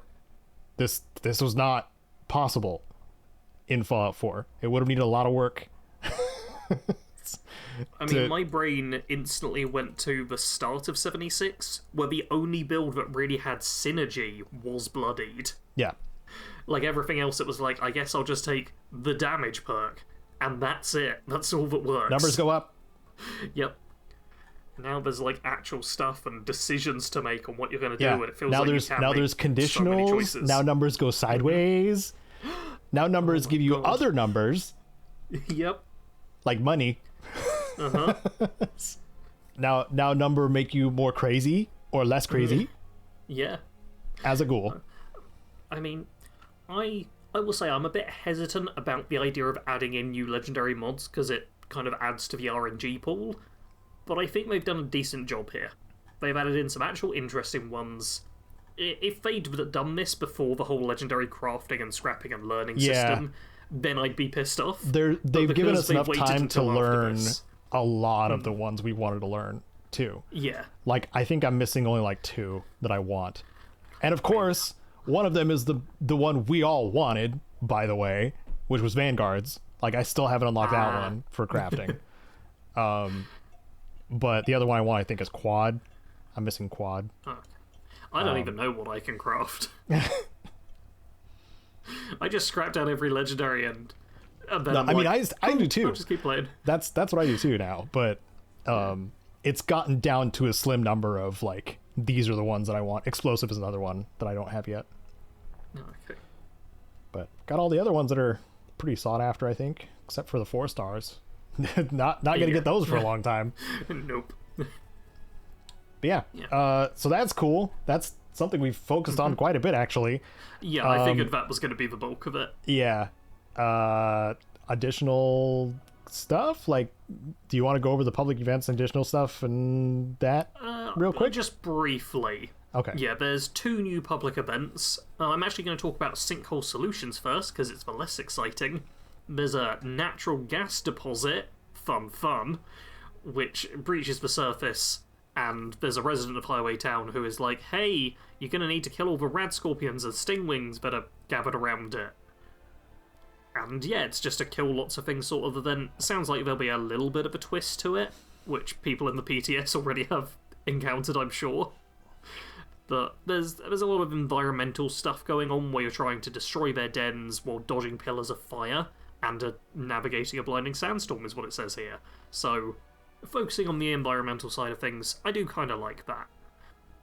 The other event is a defend-based one called Gearing Up, and the first line is, have you ever wanted to help a Deathclaw prepare for its debut in an arena deathmatch? Now's your chance! Which, yeah, it's just you defending a tame Deathclaw. I like it. It's really cool.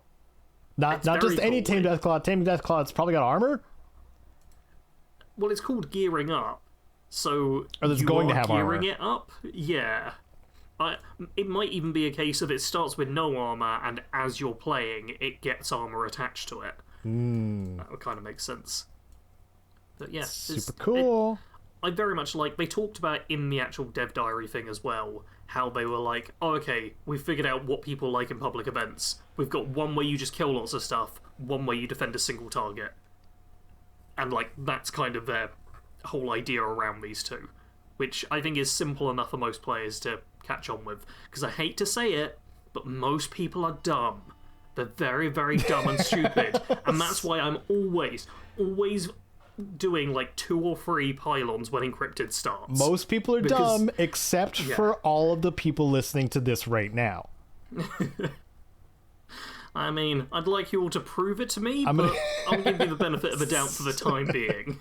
Because Caedo said so. Yeah. But genuinely, I do think there is a bit of a problem where people don't check what the quest objective is or anything. And I think that's why sometimes more complicated events can... I run the pylons necessarily fail, a lot, too, myself. There's a lot of players who just go bang, bang, bang, and that's the only thought that goes into their head. Or zap, zap, zap, Tesla rifle, pew, pew, blinding everybody else. Yeah. They very much applied the KISS principle here of keep it simple, stupid. Because, yeah, they understand. The devs really do understand their players. Yeah! Big shooty gun, boom, boom, bang, boom, pow. Yep. That's the game. Mm-hmm. There is some, like, other stuff. Also, something I want to acknowledge is they've said in the combat section, we have also seen your feedback about the VATS changes that arrived in the Can't Revat update. I want to let you know we'll be making some adjustments during the PTS. Cool. And that is still something which I didn't fully understand what has changed with them. Because anytime I see someone talk about it, they're just like, they broke VATS. And anytime I play the game and use VATS, it's fine for me, so I've not experienced it myself. Let me give you an example. Yep. I have a 73% chance to shoot something in the head. It goes over their head about 4 times before I connect. See, the problem is you're saying this, and that is my experience with all previous Fallouts, every XCOM game, and every other game I've ever played with a percentage chance. Where it's incredibly high, and it still misses most of the time. You're exaggerating, and I know you're exaggerating, because that's not how it was. That's not how it was pre-patch, though. Like, there's a noticeable, consistent amount of missing that doesn't match the numbers. Whereas, like, haha, XCOM meme, yes, 95% chance hits don't hit a lot of the time, sometimes, but it's never been this consistently missing, which is why people are annoyed. I mean, clearly it's just a case of I've not used VATS so much in 76, so I don't notice this big change. But the reason I don't use VATS in so much is because I'm so used to this just being the norm for every game with a percentage, where I just get incredibly lucky. And to be clear, I do mean every game. There is a Warhammer game called More Time, which is all based around percentages because it's very tabletop based, and I never made it past a second mission in that, in the like 50 odd hours I played, because I'd always fail my rolls. I just have terrible luck with these percentage based mechanics. Just unnatural levels of luck, and they're already memed on like the XCOM stuff, and I get even unluckier than the standard player seems to with this, which is, yeah, the reason why I've not really encountered this is because I already expect it to be this bad. I'm glad it was apparently better for a while. I just didn't play during that time, clearly. It was better. It was better, and then this change made it just really hard to hit some things. It's true. I was there. It happened. And I made sure that I wasn't feral also. So I know if I'm feral and I try to shoot my plasma caster, it goes off in 2 different directions, and that won't hit anything. So which is entertaining, but also, not doing what I want to do. Can still tag enemies with it though, because it has explosive. Yeah, and then additional content, more fish, and side quests, and they're closing Milepost Zero, which we already talked about. Yep. You can get a Rad Hog. Rad Hog. There's a bunch of other stuff coming with this, but I feel like we've covered a lot of it already. Yes. And the people who really, really care so much have already played the PTS. Yeah. And, Sarge and I do kind of fixate on the legendary stuff for good reason. Because we've been starved for so long for actual fun in the legendary system, and this is very much 76 feels like they're doing it right, not just adding legendary effects and the ability to set them up the way you want them, or at least a chance to, and also exclusive weapons to exclusive events that can be called unique because they sometimes have their own things that they do, or their own looks to them. 76 is doing uniques better than Starfield. Yeah. Which really pisses me off. And the weird uniques aren't fully unique stuff makes sense inside of 76 because it's a multiplayer game, and they're never going to be fully unique unless you literally give it to just one player that plays the game ever. Yeah. So I get that, but in Starfield it was just dumb. Yeah. And they used the word incorrectly constantly, and I complained about it in the video. Yep. I've complained about it in many videos, actually. I'm glad you're on that train with me for the rest of time. Bethesda, learn the meaning of words. Please. I really want to give Todd Howard a dictionary. Yeah. So I feel bad for the people that go there, modders especially, modders that know what uniques are and what fans like to make, because they fall short in the main game, and then just being told that, oh, this is unique, and I can imagine conversations being like, no, it's not. It's not though. I don't envy that. I don't envy those conversations. Yep, because I'd probably get fired. I'm going to drag us away from the Starfield rant now. Okay. Because we've already been recording over 2 hours, and I know we could rant about Starfield a lot. So instead, hey Caedo, what other games have you been playing and enjoying? A lot. You've got 2 listed. Okay. I'm only permitting you to talk about these 2. Well, I already talked about it last episode, I think. I played Dying Light the Beast. I think I was partway through with Nelsar last episode. Yeah. We finished it. It's a good time.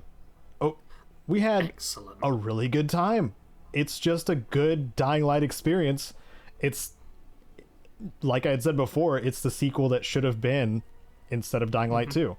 It's got, almost generic action movie plot to it, with now some backstory, with Kyle Crane coming back as, somebody who had been experimented on for 13 years related to his mutations from the Haran virus. It's a zombie game, so you can compare it to Resident Evil, but it's a little bit different. So he breaks out, and then it's a revenge story, basically.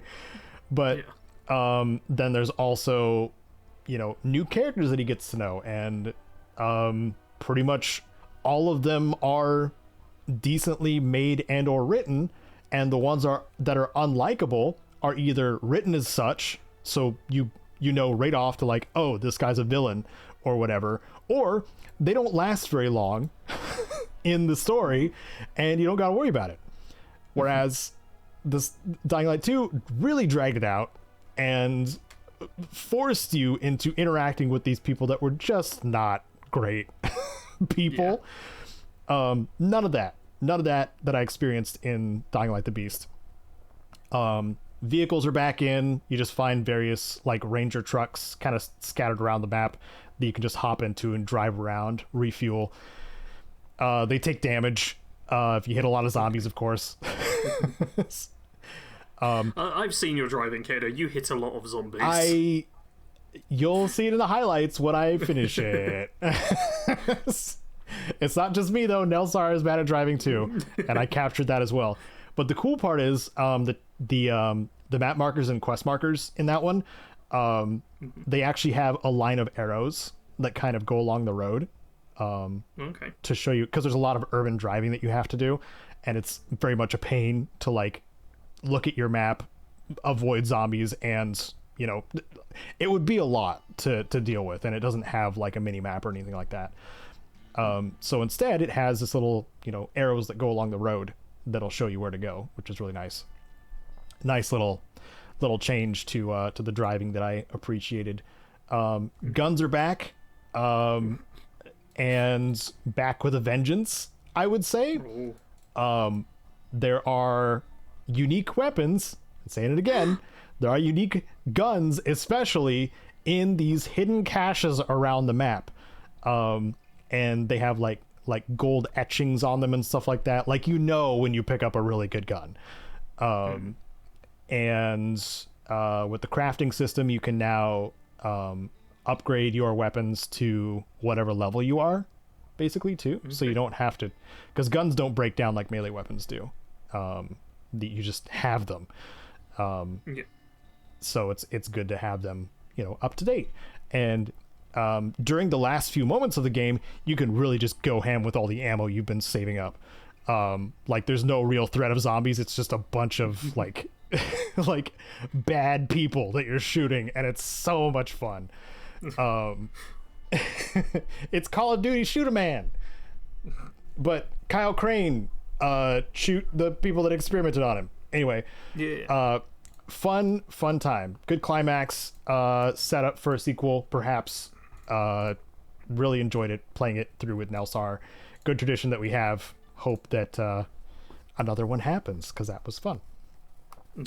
The other thing that I've been playing nearly nonstop for the last week is, Sarge has probably seen it on Steam, is Final Fantasy Tactics: The Evilise Chronicles. I've been really freaking excited for this one since it got announced. Like, I pre-ordered it. I don't pre-order games that much, but I pre-ordered this one because I knew I was going to play it one way or another. And I am happy to say that all of the improvements and quality of life stuff that got added to it aren't overdone.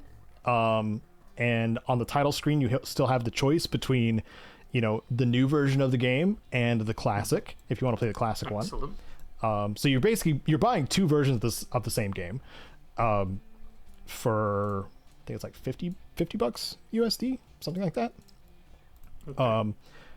But it's also the Evilise Chronicles version has full voice acting, which is because of the kind of old Englishy Shakespearean kind of way of people talking from the War of the Lions translation.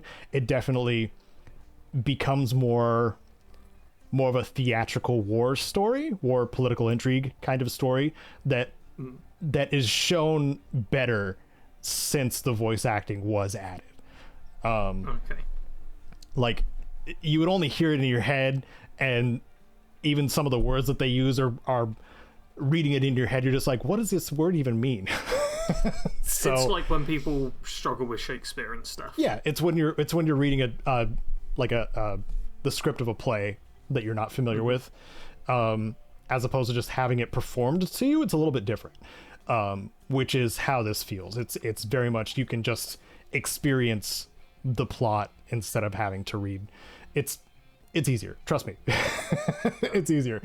But the reason why this game has been such a legend since 97 is because it was in that experimental era of Square Enix that both Sarge and I are very familiar with, where they were just doing all kinds of fun stuff in the area or the genre of RPGs, and that included tactical games as well. Yeah. And this is one of the ones that they came up with, which has one of the most fluid and, I don't know, open class-based systems in a Final Fantasy game, if not other games that have class-based systems. When I made Sarge's character in my game, I got a recruit, got a squire. I was like, Sarge, I'm going to put you in the game, named it Sarge. And I was like, hey, Sarge, what class do you want to be? Sarge didn't get back to me immediately. Nope. Which is what I check expect. Discord about twice a week. You're supposed to immediately respond to me whenever I talk to you, Sarge. That's how... No, I'm just kidding.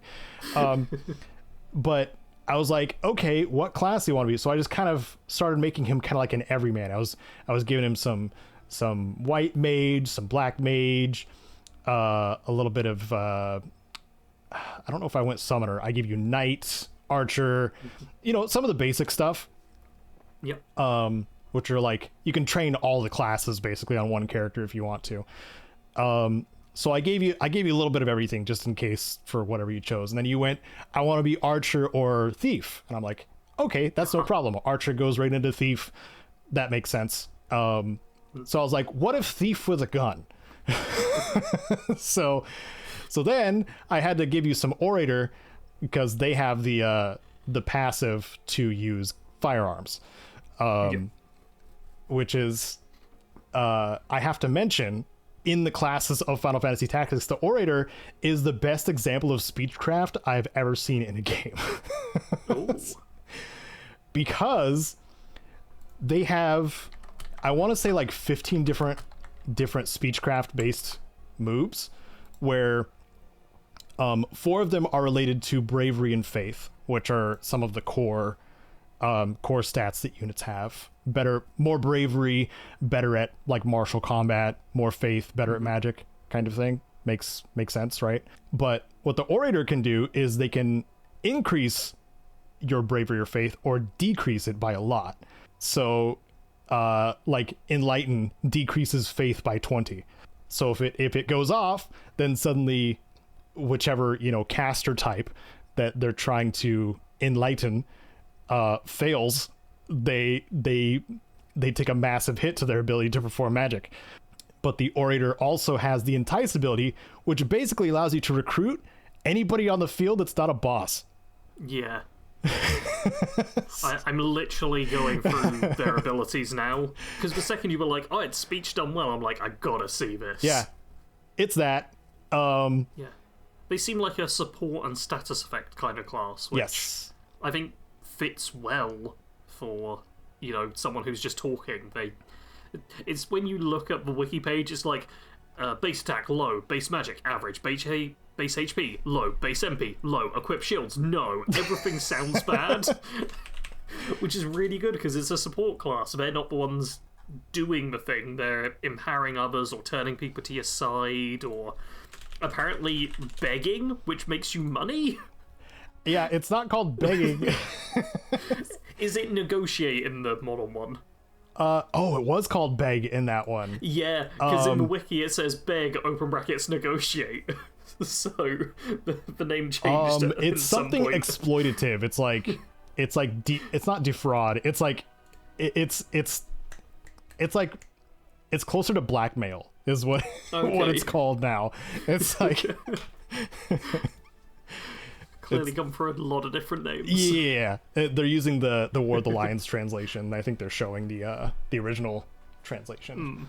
Yeah, Mimic Darlavon did not change at all, which is probably one of the most hilarious ones. Your character actually takes on the voice of this character named Darlavon, who apparently gave really boring lectures, and it puts people to sleep. Yeah, that is fun. It inflicts sleep status. This is so freaking cool of a class, dude. And just in case, they use guns. And like And it's when you're playing the orator, it extends to monsters as well, so you can tame like chocobos and behemoths and Marlboros and whatever other Final Fantasy standard enemy you can think of. There's no Moogles in this one, actually. Yeah, don't they? I swear they didn't get introduced till like Final Fantasy V or something. They're not as long-standing in the franchise as people tend to think. Yeah, but I mean, this was fun. Like Cloud's in this game, so there should have been Moogles. Yeah, but they already had the pigs. They weren't quite fully like cemented as this needs to be in every entry. Yeah, it took a while to get that. But basically, I've been playing it a lot, and I have 4.5 pages of tips on a document that I am still adding to. Oh god, Caedo. So much. I need to do long form stuff, dude, if I want to sustain. And it's a game I love a lot, so I have a ton of like old knowledge that's just been sitting in my brain for 2 decades. So yeah, it's very much that one of those Final Fantasy things that I'm gonna be punished for from the algorithm, but I don't care. But the first tip, I want to share the first tip, and then I can let you do your thing. The first tip for Final Fantasy Tactics, the Evilise Chronicles, is for those of you on the fence who found yourselves here. That's the video I'm about to make. If you like tactical battles with nearly unmatched unit build freedom, this is the game for you. Do you want to command dragons and unlock their secret moves while riding a chocobo into battle? What about a monk with a silver tongue who can recruit humans on the field, big boss style? That's monk with orator. How about a dragoon that uses MP as an overshield? A white mage with a gun? Yes, all of these builds are possible. The game will be challenging to newcomers, but thanks to the generous checkpointing in the Evilise Chronicles, it wants you to keep going so you can get absurd kinds of builds I mentioned. It sounds more like a pitch. I have to pitch it, because this is what I'm relying on for people to actually see my video, is people discovering instead of my subscribers actually paying attention. Or even YouTube telling them that this happened, because both are happening. Or I should say both are not happening. Yeah. So pain. Anyway, freaking love it. I think I'm about halfway through the game, story-wise. I keep grinding out skills, man. Grinding out skills is so much fun. Okay. What have you been doing, Sarge? I played a few different games. The first one I want to talk about is Hades, because Hades 2 was in the news recently. Yeah. So I played a bit of Hades. Yeah. Went as Zagreus. I just casually was playing it now and again, unlocked all the weapons and beat like the Furies with them, and now I've uninstalled it because Gamepass. No. But I had fun. I had fun just playing a bit of it again. It's a game I have like beat before. It's a roguelike that you beat over and over again. So there's quotation marks on the beat it sort of. But you didn't get the real ending, did you? No, I don't think I got the real ending. Sarge. Caedo, I know. I don't have time to finish the game several times over. I sounded way too judgmental. I'm sorry. Yeah.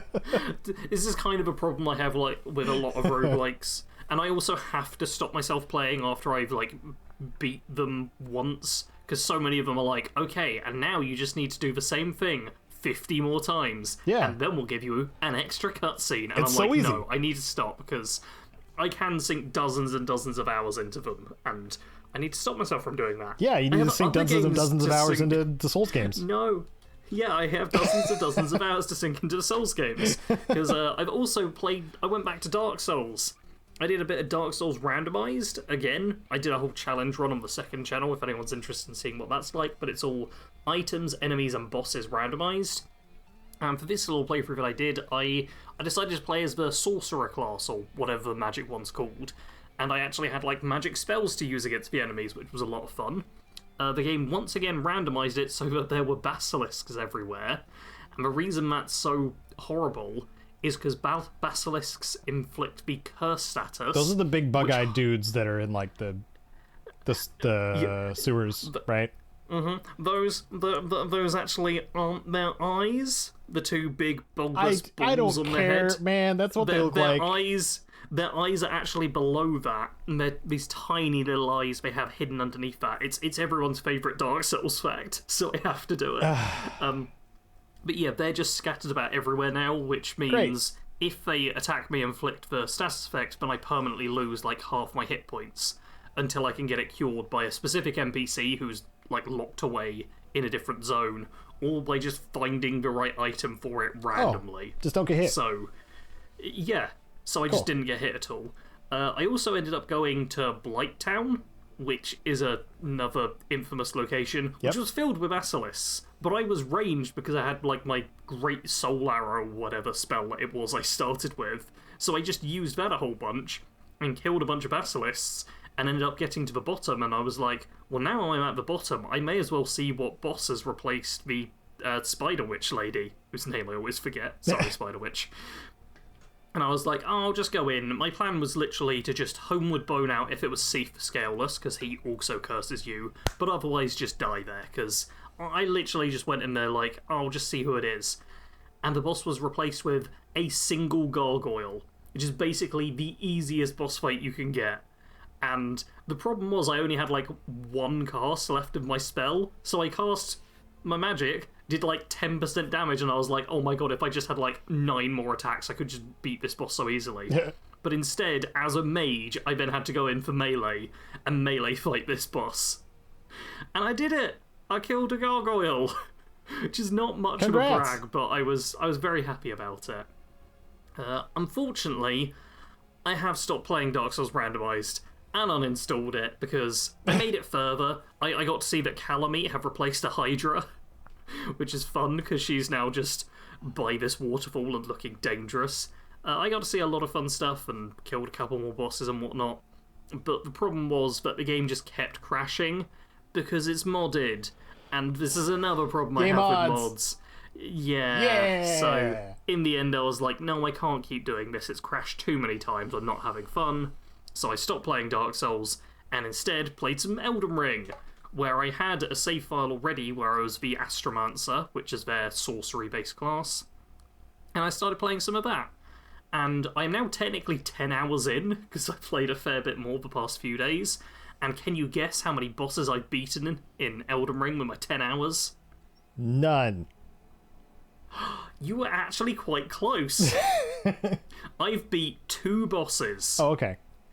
The first boss I beat was Magma Worm Makar, or Makar, which is an optional boss, and not the first boss you're supposed to beat at all. Like, for most people, I feel like the first boss they beat is Margit the Fell Omen. That's, like, the big important one. Like, some people may beat the Grafted Scion on their first try, or the Tree Sentinel, but really, you're supposed to head to Stormvale Castle and beat Margit. That's, like, your first boss. And what I did instead was... What about Lubus Mubus, the Bulbous? Lubus Mubus the Bulbous is an underground boss. You don't unlock them till later. Okay. Gotcha. Instead, I rode around the castle, and instead of being in the starting area, I have now unlocked the whole lake, and I got the Glintstone key earlier. I did actually beat an Erdtree avatar, for anyone wondering what the other boss was. I just quickly killed them, because they're meh. I've unlocked the area Caelid, which is where Starscourge, Radahn is, and everything's, like, scarlet rotted. I unlocked that, and that's been, like, my rune farming location. I'm only, like, level 30 or something. I've also unlocked the capital, except you can't actually get inside the capital, so it's just Atlas Plateau. Despite the fact I don't have the pieces for the lift, I was able to, like, because I killed this magma worm, who, to be clear, I should not be defeating at the point I killed them. I was hilariously underleveled for that fight. But because I killed them, I was able to take a secret route underground to get towards the capital, and from the capital, there are, like, big archers who shoot at you, and catapults, and I rode Torrent and dodged all their attacks. So I just unlocked, like, half of the Sites of Grace in the game, I feel like, because I've also gone underground as well and explored that, and I've basically just been playing as a scout, riding around on my horse Torrent, and just unlocking everywhere and getting items I shouldn't have at this point as someone who's basically done nothing, and it's been a lot of fun. I really, really appreciate that the game lets you do this. And especially because it means I can now choose which bosses I want to face, because you only need to beat like 2 of the Great Rune Bearers to get to the final boss. And normally you fight Godric the Grafted in the castle, and then you pick one more out of like the Mage Lady, Starscourge, Radahn, the big snake dude, and I think there might be a couple of others. I can't remember. That's their actual Elden names. Ring's got a lot of bosses. Big snake it dude. Basically is.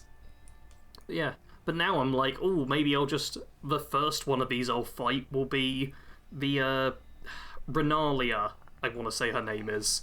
The, like, Sorceress of the Moon. I'm like, I could just go in there and have her fight her first. And it also means when I go back to Stormvale Castle, I can then be really, really strong and just kill all the low-level enemies. And that'd be fun. I'm having a lot of fun with it, and I super appreciate how open the game is. That's awesome. Yeah. So, I'm obligated to say Sarge playing third-person game. Yes, I am. None of the games I listed here were first-person. So when you're putting the first-person mod into Elden Ring? No. I must admit, I'm very tempted by like an item enemy and boss randomizer, but god would it be a nightmare. There are so many just groups of like 5 or 6 generic soldier-type enemies, and if they suddenly got switched into like super tough creatures, I'd die so much. Yeah. It'd be horrible, but also lots of fun. Well, yeah, it should be outro time, because I should, Yep. do this and my tips and tricks at some point. Yeah. Well, thank you everyone for watching and or listening. I didn't even say what the B-roll was. I don't even know. They'll see it. They'll see it. If you have any anticipations for this year, there's still more to come for games and stuff like that. So post in the comments, become a comment of the cast just by leaving one. Maybe. Yeah. We'll see. And thank you to the supporters of this channel and the main channel, including Wayside Legends Sven. And we'll see you in a couple of more weeks on the next PIPCAST 3000, every other Sunday, 10 a.m. Pacific. Take care of yourselves. Goodbye.